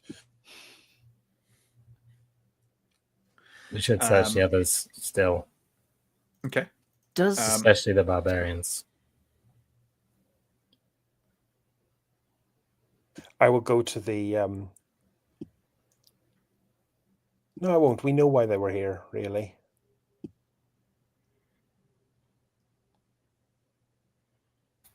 What else? I'll ask. I will voice this question. What else should we ask the wise woman? Has she seen our tell?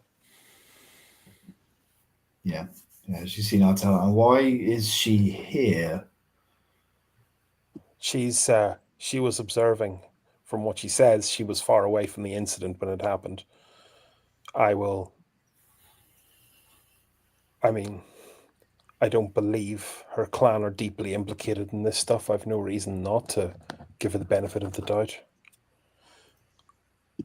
I will go back to the witch then, and again in the correct dialect, ask her.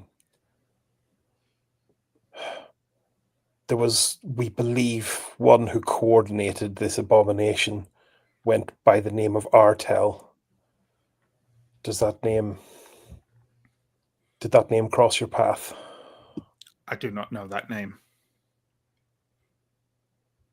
I am here because a great corruption was being worked. The Huldra had a dream sight. She woke soaked in sweat, raving in delirium. The plunging hawk rips stones from the sky, hurls them at the sun below. Darkness spreads from the hawk's nest like a fever in the earth, in the flesh of the world. Then she sent me south. All of those symbols match what happened here. Who's the hawk, though? The hawk is... Oh, the hawk's on the tattoo, isn't she? Nope. Hawk is Viara. The hawk is the symbol of House Viara. I think, notwithstanding the thorned crown, I think this was all Ambrian politics. I will say to the witch. Okay. While this is happening, I believe Askarai and was it Aaron as well are examining the other bodies. Okay. Yeah. This is what you can learn from them in total. For a start, they were killed by various things. 2 of them display deep stab wounds with burnt edges. As I said, Count Brigo, or the man who seems to be Count Brigo, had a sword thrust through his neck. And one of the barbarians seems to have been burned to death. The others were killed by a combination of what might be massive claws, bites from huge jaws, or brutal blunt force trauma. It looks very similar to the damage you've seen the abominations cause on the rest of the estate. Every single one of these people has some blight mark on them. Faintly glowing or bloody eyes, crater-like rashes, boils in their mouth, various symbols of corruption. Do the barbarians have the tattoo? All 4 of them do, yeah. I think I said there were 4, yeah. And the circle of people where all these guys are dead, would we feel like it's missing a person, a number of people? It's very difficult to tell. You know what? Give me a cunning roll. I'll say -3. And I think that's just for Aaron and Askarai, because they're the ones examining. Definitely not Askarai. Yes. You would say if these people are evenly paced around the circle, then there are at least a couple of people missing.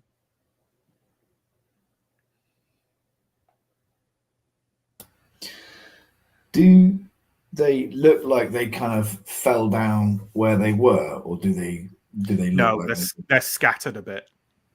Some of them are right at the edge as if they did, and some of the others are scattered around a little bit. Okay.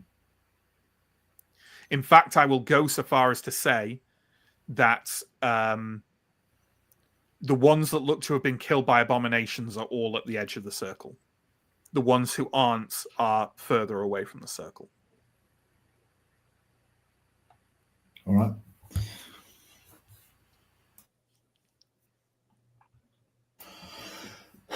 I think there are still witnesses to this. In the cottage, maybe? In the villa? Who knows? Cottage is next on our list of things to check. Anton stands and says, I can read nothing further from this, and unless this lady has more information for us, time is moving on. We're done here. I am fairly certain that the sun is down. Not that you can tell either way here. Okay, I will we'll go back to the witch then and say we will leave now. I think tomorrow we will come back with a group to clean the main house and try and discover what's left of the crime here. Very well. I will be leaving soon. Do not break this circle unless you know what you are doing. Have some of your spell weavers here.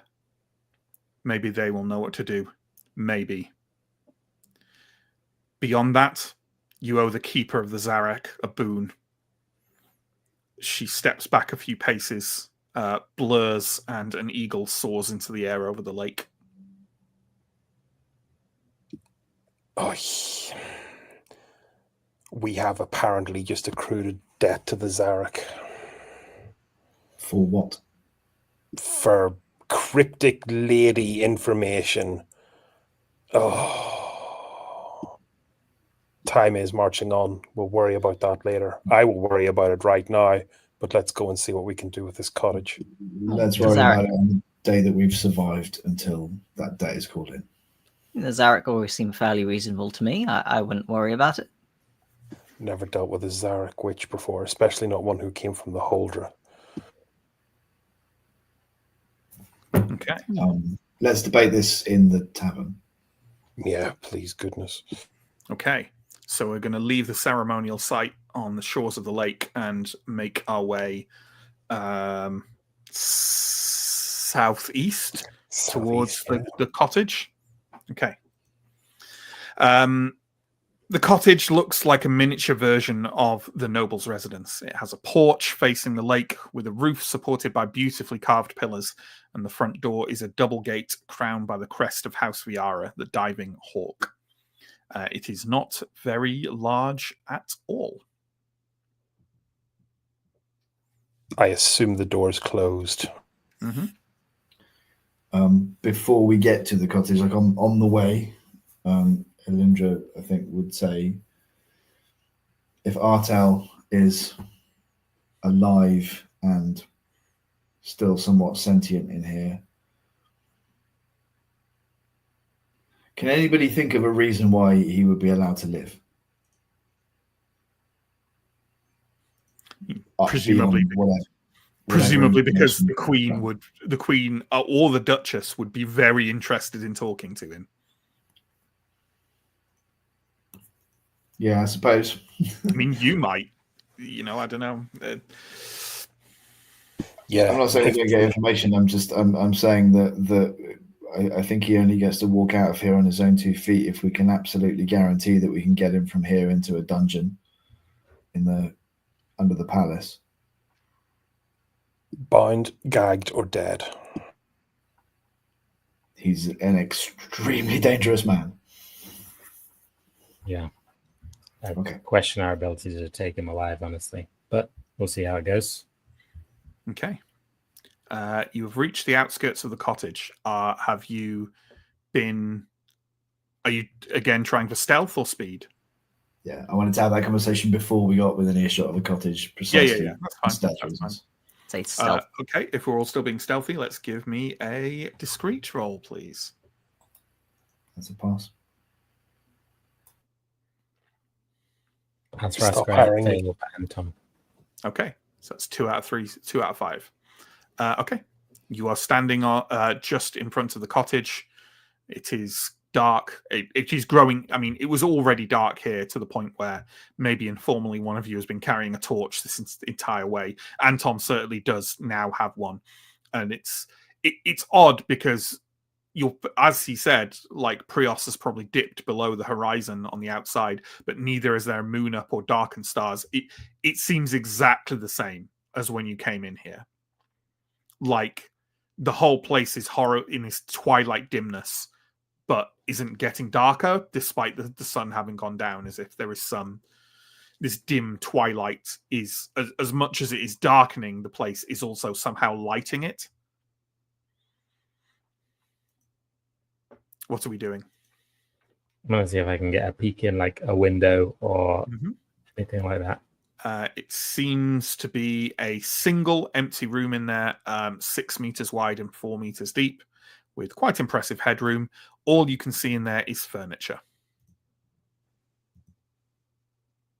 Quietly, I will say, looks empty. Go in. Let's step in then. Okay. A luxurious bed is placed behind a partition to the left of an equally magnificent fireplace. At the foot of the bed is a wardrobe, a bureau, and a long bench with a mirror and wash basin. Directly to the right from the entrance is a dining room suite with seating for 4, and beyond it stand 2 armchairs against a wall of empty bookshelves. That is all that is in here. Seems bare then. At a first glance. Let's comb this place carefully. We know at least one notable guest was here before this event. Yeah. Okay. Why doesn't everyone... Is there any particular place that each person is focusing on, just out of interest? Steo will be outside. We'll do a couple of loops just to check for any disturbances outside, and also kind of guard mode a bit to see if there's any other disturbances in the vicinity. Sure. How about other people? Just, I mean, I don't know, in and around the furniture. Sure. I more meant specific because that's all there is there. So Right, that's like saying I'm looking in the cottage. It's the same thing. So right, okay. You said the bookshelves were empty. Mm-hmm. Okay. Under the bed? Sure. Yeah. How about you, Aaron Lascaray? I was going to say under the bed. Can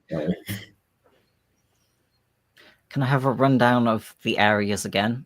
Yeah, sure. So there's the big bed. There's a magnificent fireplace. There is a wardrobe, a bureau, a long bench, a mirror and wash basin, a couple of armchairs, dining room area, empty bookshelves. I will look in the fireplace. Okay. How about you, Ascaray? I'm gonna look in the bureau. Okay. So first off, let's have a vigilant roll from everyone.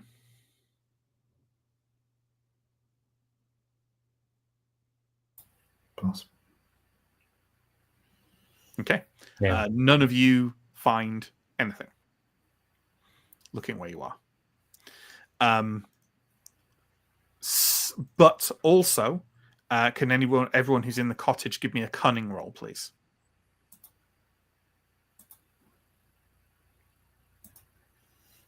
That's a pass. Roll the 1. Okay. Wow, all three of you. All of you come to the realization that the jacquard pelt in front of the fireplace seems out of place. It lies too far from the mantelpiece and too far to the right.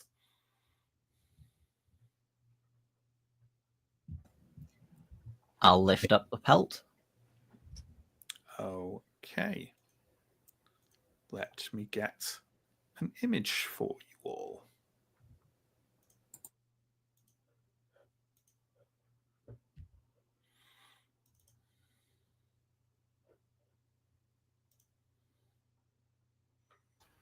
Ooh.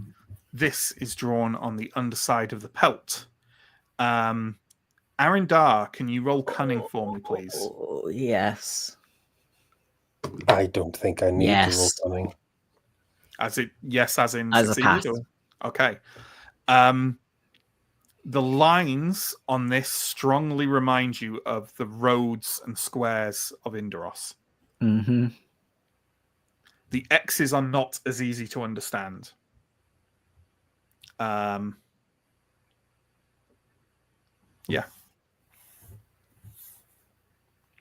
If that's the case, does that circle towards the top right correspond roughly with the cathedral? No, you're looking at it the wrong way up. That corresponds with the old city. Okay. Yep. No. With old Kadazar. Will be the X sort of halfway down and over to the left, the one with the question mark next to it, I think. That will, the actual square to the top left, top right of that probably indicates the Cathedral of Martyrs, perhaps, Okay. or the X with the question mark, maybe. I will give you extra information with that cunning roll as well, Arindar. These all seem to be the oldest streets in the capital.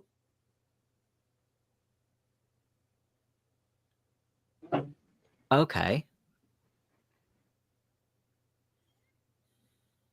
As in perhaps the original ones? You don't know. I will voice those thoughts out loud. Could this be access points to older, the underground parts of the city? Anton says to Lindaros, perhaps. We never really... The information we received was far from precise. Would any of these represent Club 17? Yes. The one to the top left, I think, is approximately the right place for Club 17. How portable is this pelt? Can we just pick it up? Very. Let's take it with us then. Yeah. So you've all investigated little sections of the cottage. Are you happy that everything has been found, or are you going to turn it over a bit more? You said there was a wardrobe. I did say there was a wardrobe. I'd like to look in the wardrobe. No problem. Are any of you kind of looking where other people have looked, or are you all happy that people have done the best they can? I'm going to call Askrai outside and go, Askrai, you're a tracker. Can you... I'm out of my league here, mate. For what purpose? See if you can find anything. Oh, were you looking outside? You just sounded like you were standing guard. No, yeah, I'm definitely. And I failed the vigilant roll, so I didn't see anything. So yeah, I'm getting Askrai because he knows what he's doing. I'll have a look and see if there's anywhere I could tell. There is almost a zero. There is almost a zero chance of anywhere in this estate being able to track anything. There is a constant, like, drift of ash and snow coming from above. Like, unless something is literally within the last half an hour or so, there is zero chance of finding any tracks anywhere. Okay. I will tell. And if there are, you'll spot them immediately. I wouldn't ask for a roll. I think there's too much debris floating down to learn anything from the period we're interested in. Fair enough. Just thought I'd check. Does this cottage have any kind of a loft space? Nope. Okay. So am I interpreting this right then, that the only continued searching that's happening is that Elindra's looking in the wardrobe? I would like to check the areas we haven't checked. Well, at least one of them, the bench, maybe. Okay, yeah. I mean, there's nothing there. Elindra, then give me a vigilant roll. Vigilant 10. No, that's a fail. Okay. But like, presumably, I open the wardrobe and like, there's nobody hiding in it. If there was someone in the wardrobe, I would not have required a vigilant check for you to see them. Cool. Unless they were very small. All right. Yeah. So perhaps missed non-obvious things, but there's definitely no obvious things. Yeah. I will tell you now, if you want to carry on looking, you'll be pushing the boundaries of another hour. If you leave now, you think you can get back to the gates before an hour has passed. So it's up to you. If you feel, maybe you found everything. I'll never tell. We could always leave, come back through. Yeah. Play tomorrow. I think for now, at least, it's time to go. Okay. Is that the groups? Okay. You depart from the cottage and start making your way towards the gates of the estate at some speed through the drifts of ash and snow. And I think we'll wrap up the episode there, folks. Thank you to my players, as always. Thank you to a lovely audience as well. Is there any things? No, there's nothing. There's no particular thank yous to say from the stream thing. We'll discuss stuff. So comments and questions in the chat, please. In the meantime, our schedule at the moment, Mondays is set to be Call Cthulhu, Massive Now Photo campaign. Wednesdays is Symbaroum. About once a month, hopefully, maybe, is Yellow King. On Yellow King weeks, we don't do Symbaroum because my brain needs to breathe. About once a month, we'll do some one-shots. We're planning on doing one at the end of June, so keep your eye out for that. And also, as I mentioned at the beginning of the stream, our Patreon just got a big rework today, so go and have a look at that if you're interested in supporting us. There's various things we can offer, including some exciting new stuff, like if you're a big spender, a TTRPG clinic that myself and maybe others will do. There's a recommendations newsletter that will get pinged out because you people, for some reason, seem to like to know what media we are consuming. So we're monetizing that. Most excitingly to me, probably, we're dabbling into text-based actual play via the Discord. And at the beginning, when we start that, it'll be available to everyone just as a taster to see what it's like.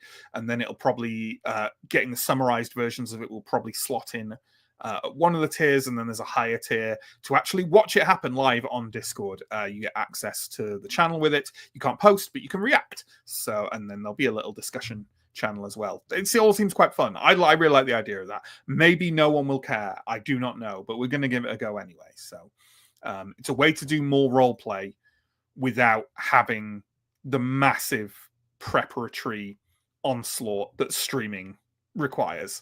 So we'll see. We'll see how it goes. And I might as well announce what we're playing, right? Because we've decided that now. I think, right? Who's it? Is it only Sam here is the other person doing it? There are other people as well, but the only person from Symbaroum doing it, I think we've got Sam, we've got Johnny, who doesn't often play, usually runs. Jack and Holly. Is that everyone? Steve as well? I think maybe Steve as well. Yeah, I think Steve too. Yeah. Anyway, unobservant people may have noticed I've rearranged my roleplay shelves to make it neater and tidier, which necessitated having to extend to another shelf. But there we go. But we're going to be playing Death in Space. You've already seen it on the channel with Chris running it. But this is other, I'm not like, there'll be no shared characters or anything like that because that gets messy with different GMs. So yeah, I'll be GMing it and those people will be doing text-based actual play of it. If that's something that interests you, keep your eye out. Like I say, the first summarized installments will be for free. The first one's for free, fools, to get you hooked. And then the rest will be via Patreon. So yeah, keep an eye out for that. Okay. John, comments, questions, stuff, things, miscellanea. I'm running out of words. Don't get food. Wow, I missed a lot last week. Mainly a big ball. Yeah, and them entering a horrible death zone. Asterisk was quite easy, actually. So, yeah. John, we played the rescue party that arrives just in time to see Father Anton one-shot the ogre. Yeah. It's not been quite that bad, but yeah. We have a couple of comments based on the conversation about the ludonarrative dissonance. That's the one. Yeah, I like that one. Steve, just takes a little betrayal from the dice and things could go Vester very quickly. It is right. It's very swingy. But I think part of the problem is that over time, RNG leads to consistency, right? So even though each individual, like, things don't tend to cascade, right? You don't tend to have like a sort of like rolling catastrophe because RNG tends to, by its very nature, tends to level out. And the more rolls you make, the more that happens. And this is quite a roll-intensive game, right? If each individual attack or thing was basically one roll, then it would be very easy to swing hard in one direction or another. But because it's all so many, like each attack and fucking thing is about 3 rolls or something, right?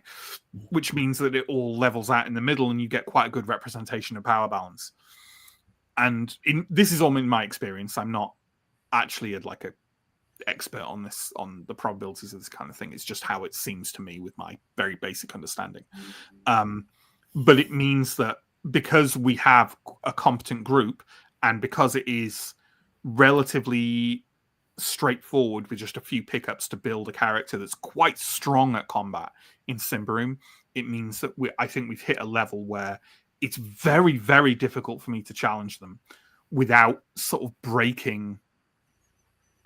Like if I'd gone, there's 30 dogs, right? That would be a challenge, but it would also be like, why are there 30 dogs? You know what I mean? Or so it's jarring.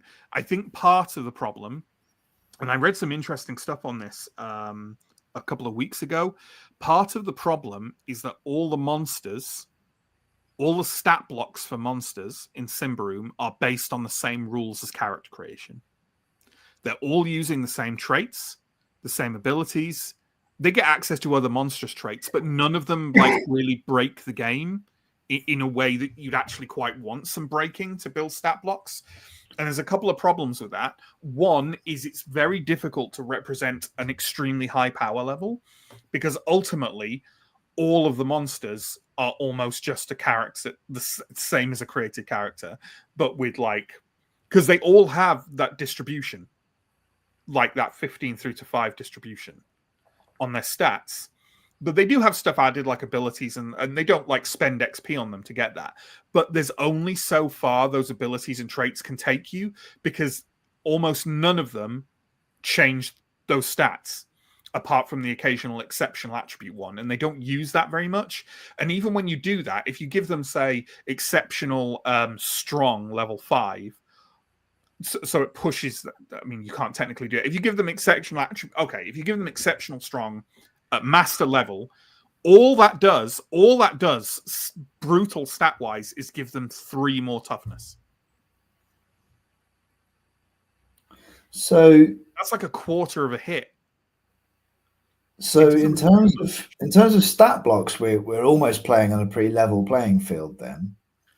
Yeah, I mean they get traits and abilities, and those aren't controlled, but there's only so far those can really take you, especially because most of them that are really powerful are like the more skillful ones, and it doesn't make a lot of sense for a lot of the monsters to have those, you know, for them to have polearm mastery, for example, or stuff, you know, stuff like that.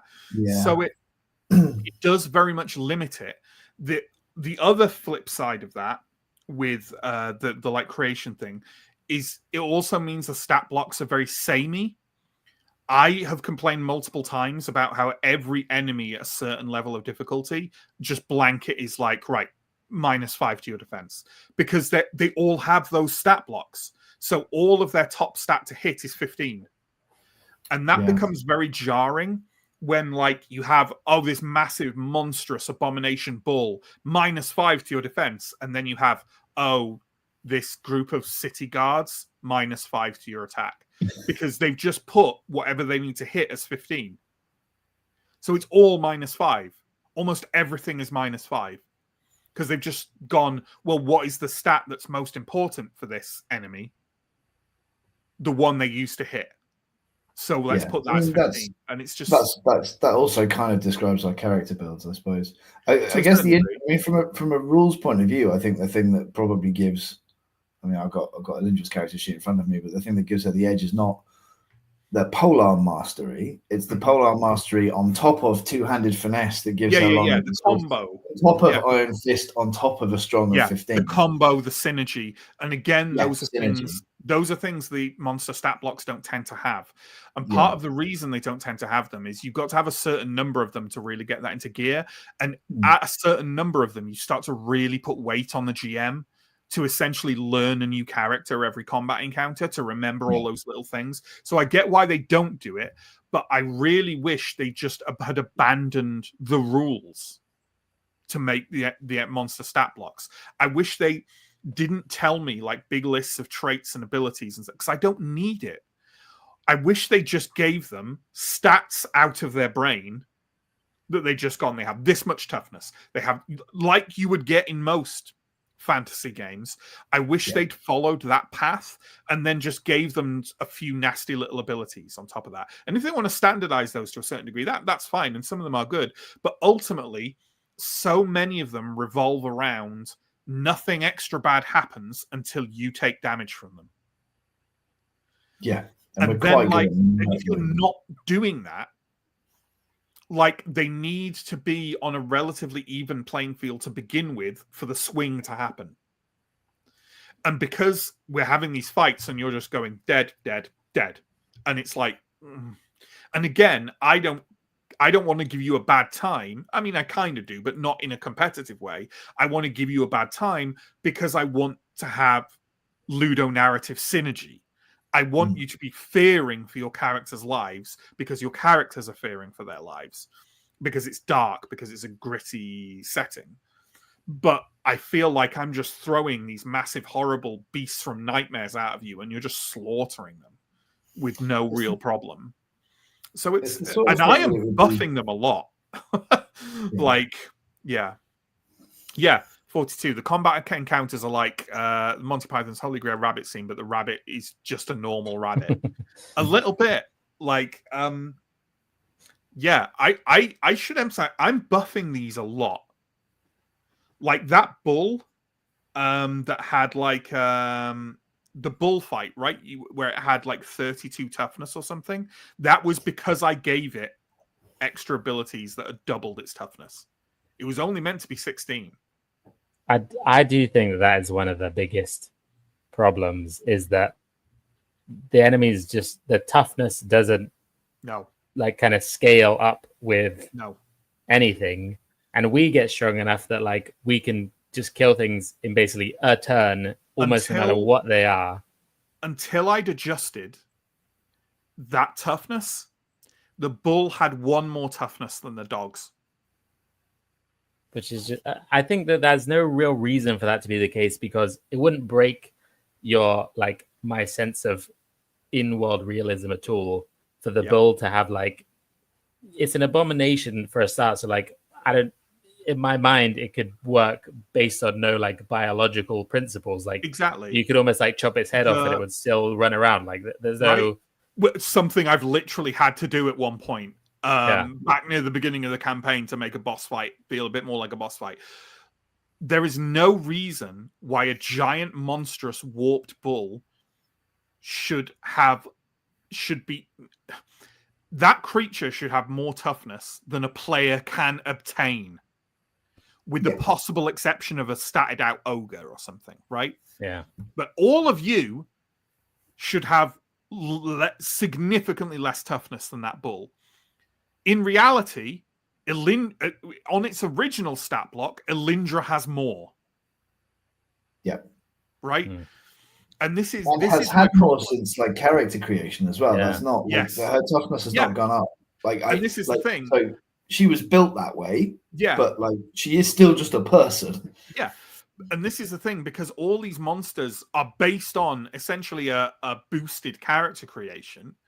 They, like I say, they have as many abilities and traits as the writers want to give them. It's not just like a one-to-one, but because their base stats are based on the same calculations as yours, it's very difficult to like and the thing is, I don't have the time to just rebuild every encounter. So what I'm doing is I'm operating on like a principle of like adding. I'll literally show people what I do here. Let me here's some breaking the fourth wall shit, right?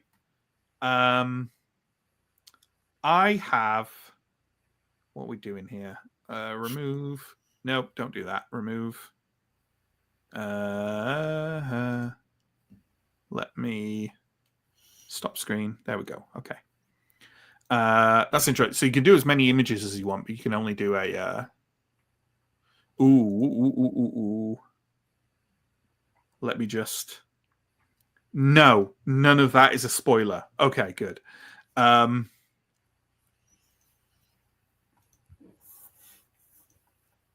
Okay, here we go. So this is how I calculate how to boost enemies, right? Each of the enemies in the game has like it's called a resistance level, right? And you can see it there in this rough center of the screen. We've got weak, ordinary, challenging, strong, mighty. So basically, what I do is I calibrate how much to add based on how many of you are there, right? So more will get added to them if you have your allies there. So the RNF is Revelia and Ferren, right? Your default ones in this story. As you can see on the upper right, I've also got sections for other people who've accompanied you at various points. There's also a default extra added each time we complete a story, because I don't feel like it's ramping up fast enough. So if Revelia and Ferren are with you, then even weak enemies get one extra thing added to them. And that's not like a precise thing. It's like a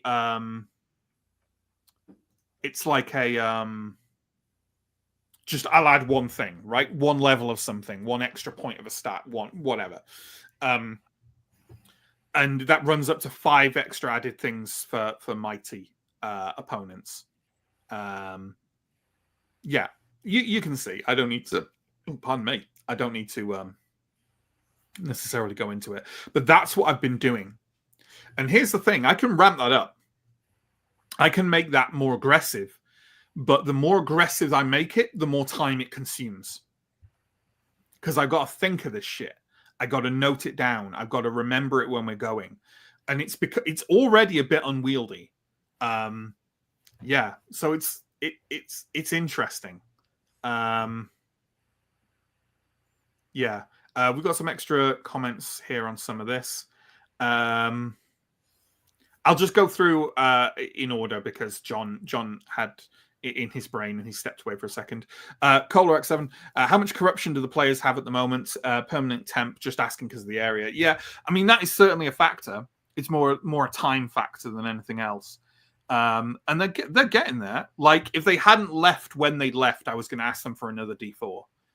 And that would have brought someone over, yeah. That might have brought Elindra over, which would again have caused another D4. And I don't think you were in. We would another 8 points on top of what you've got lose your character? I've got 5 temporary corruption, 0 permanent corruption threshold is 6, so it's very likely a D4 would have pushed me over the threshold. What's your resolute though? 11. Oh right, yeah. You literally, if you'd chosen to stay longer, you could have literally turned into an abomination if you rolled 2 4s. Yeah. Yeah. So it's certainly possible. Yeah. And that is a kind of like sideways threat. It's sort of, yeah. So it's certainly possible. You could challenge them with more climbing from Don't Kick Food. It is always a weak spot and stealth. P.S. How much armor did the bull have versus the dogs? So the armor on the bull was 8, which is the same as the armor on the ogre as well. And the dogs had 2 armor. So that was definitely the right choice that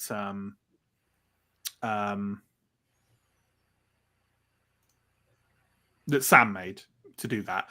But that's the thing. With Sam being their primary damage dealer, armor is in a sense irrelevant because anything big and tough, Sam will just go, well, I'm going to do one shot and ignore armor. Yeah. I do think Ascari exacerbates to a degree the problems with the scaling because I always go first and I can do armor piercing damage and quite a lot of it. So it can just make it so that as it feels like the scaling is meant to be, you do more damage, the enemies also do more damage, no one really gains that much toughness, so it's more swingy. But when we always go first and I always do a good amount of damage and often kill some part of the enemies, then we start off every fight at a big advantage. Yeah, your DPS is so high you're also effectively crowd control. Yeah, so especially for this when there's a bunch of small enemies, I can shoot twice. If I put more points in that, I could shoot 3 times. Yeah, and then you get the knock-on effect of the the extra shot and of breaking pain threshold. And of course, the pain threshold is the other thing that allows things to really explode. And it's one of those things where obviously this could swing hard against you as well. People can die, but like I say, because of how many rolls there are over a long period of time, it's unlikely that it'll swing consistently against you. And I think the pain threshold is another part of what helps it scale more in our favor than the enemies, because we can use the pain threshold to eliminate people in a way that the enemies can't, because if they break our pain threshold, we're always going to choose to go prone. Yeah. And when we break their pain threshold, we're always going to choose to take another hit, most of the time. And when you all our characters can do so much damage, that is a huge gap in the possibilities for the two sides. Yeah, for sure. I'd like to shout out Kula X7 there with Tim the Enchanter artwork based, given that there's serendipity over the fact we've just been mentioning Holy Hand Grenade stuff. Yes, it is true. 42 says, makes me wonder if you're actually supposed to play each book with a new set of characters. It's definitely not the precise intention, but I think it is it's a possibility. I think if you did do that, if you did come, it does give the recommendation in each book for the amount of XP you have, and it does expect you to go through and gain that XP. So it's definitely not the intention. And I would say that if you came into Darkest Star with a group of fresh new characters, you'd get murdered. Yep. It's just more, it's that scaling. And it's funny, I do feel that I have, because as I say, I look at the XP you have and I look at the XP recommendations, I feel we're about right, although I haven't checked since the beginning of Witchhammer, so maybe I should check again. But I do feel like my way of doing XP has somewhat balanced against the shorter sessions. I don't know, maybe I should check that. That wouldn't help us now anyway, but it might help us in future if I reduce XP. I don't know. It feels like the sort of thing where, and I don't know where you find people, but it would be a conversation with other GMs that have kind of got to this sort of point and beyond in the campaign. And how was balance for you, and did you have to house rule it? And the absolute main point of discussion among Symbaroum GMs everywhere I've looked is players are too powerful. Yeah, okay. It's too easy to make a broken build. It's a weird one because I feel like I'm with you on the sort of ludo narrative dissonance. We should constantly feel like we're up against ridiculous odds. This world is supposed to be grim and scary. Yeah, you're the game is set up to be Dark Souls, and you're playing it like Diablo. Yeah. To make it simple out there for video game people. It's as Steve said, meteors fall, everyone dies, new party, please. It's one of those funny things. A lot of the advice you see is ban certain combos, which feels bad. Make one of the things which I did actually think was quite interesting was basically make players every other purchase with XP be non-combat. That's good. I thought that was not bad necessarily. And the other one was retool every encounter completely, add extra enemies, add henchmen, add all this stuff. And I was like, that's cool. And if I was doing this in a more traditional role-playing way, I might have the time and inclination to do that. Because of the way that streams work and the kind of general increase in prep necessity for it, because of that, it's a lot, you know what I mean? So yeah, anyway, that's Matt's complaining about the campaign for the thing. Here we go. Cola, I've had so many discussions about this, and it's always D&D players. If I had the time, I would sit down with you and share my thoughts, GM the entire campaign and more. That's really interesting. Hey, if you want to put non-spoilery thoughts, more about the how you did it rather than obviously the events or anything like that, in our Discord, feel free. We'll gladly chat about it there. But I hope you all have fun playing. We are broadly. I think we're definitely having fun with the campaign. It's just, it is the glaring weakness of the campaign is this imbalance, I think. And I just felt it hard last session and this session a little bit, which is why I was whining. But yeah. Anyone have anything else to add to that? I've probably talked enough. Are we done? We're done. I'm having fun. Good. Yeah. I'm glad. It's a very well-written campaign, other than that, I think, broadly speaking. There's some odd ways in which it's written, but yeah. Cool. All right, folks. On that upbeat note, let's jump off. We'll see you next Wednesday. I think we're definitely in for next Wednesday with more Symbaroum. Until then, take care, stay safe, have fun. I hope you are as OP as this party is, and we'll see you soon.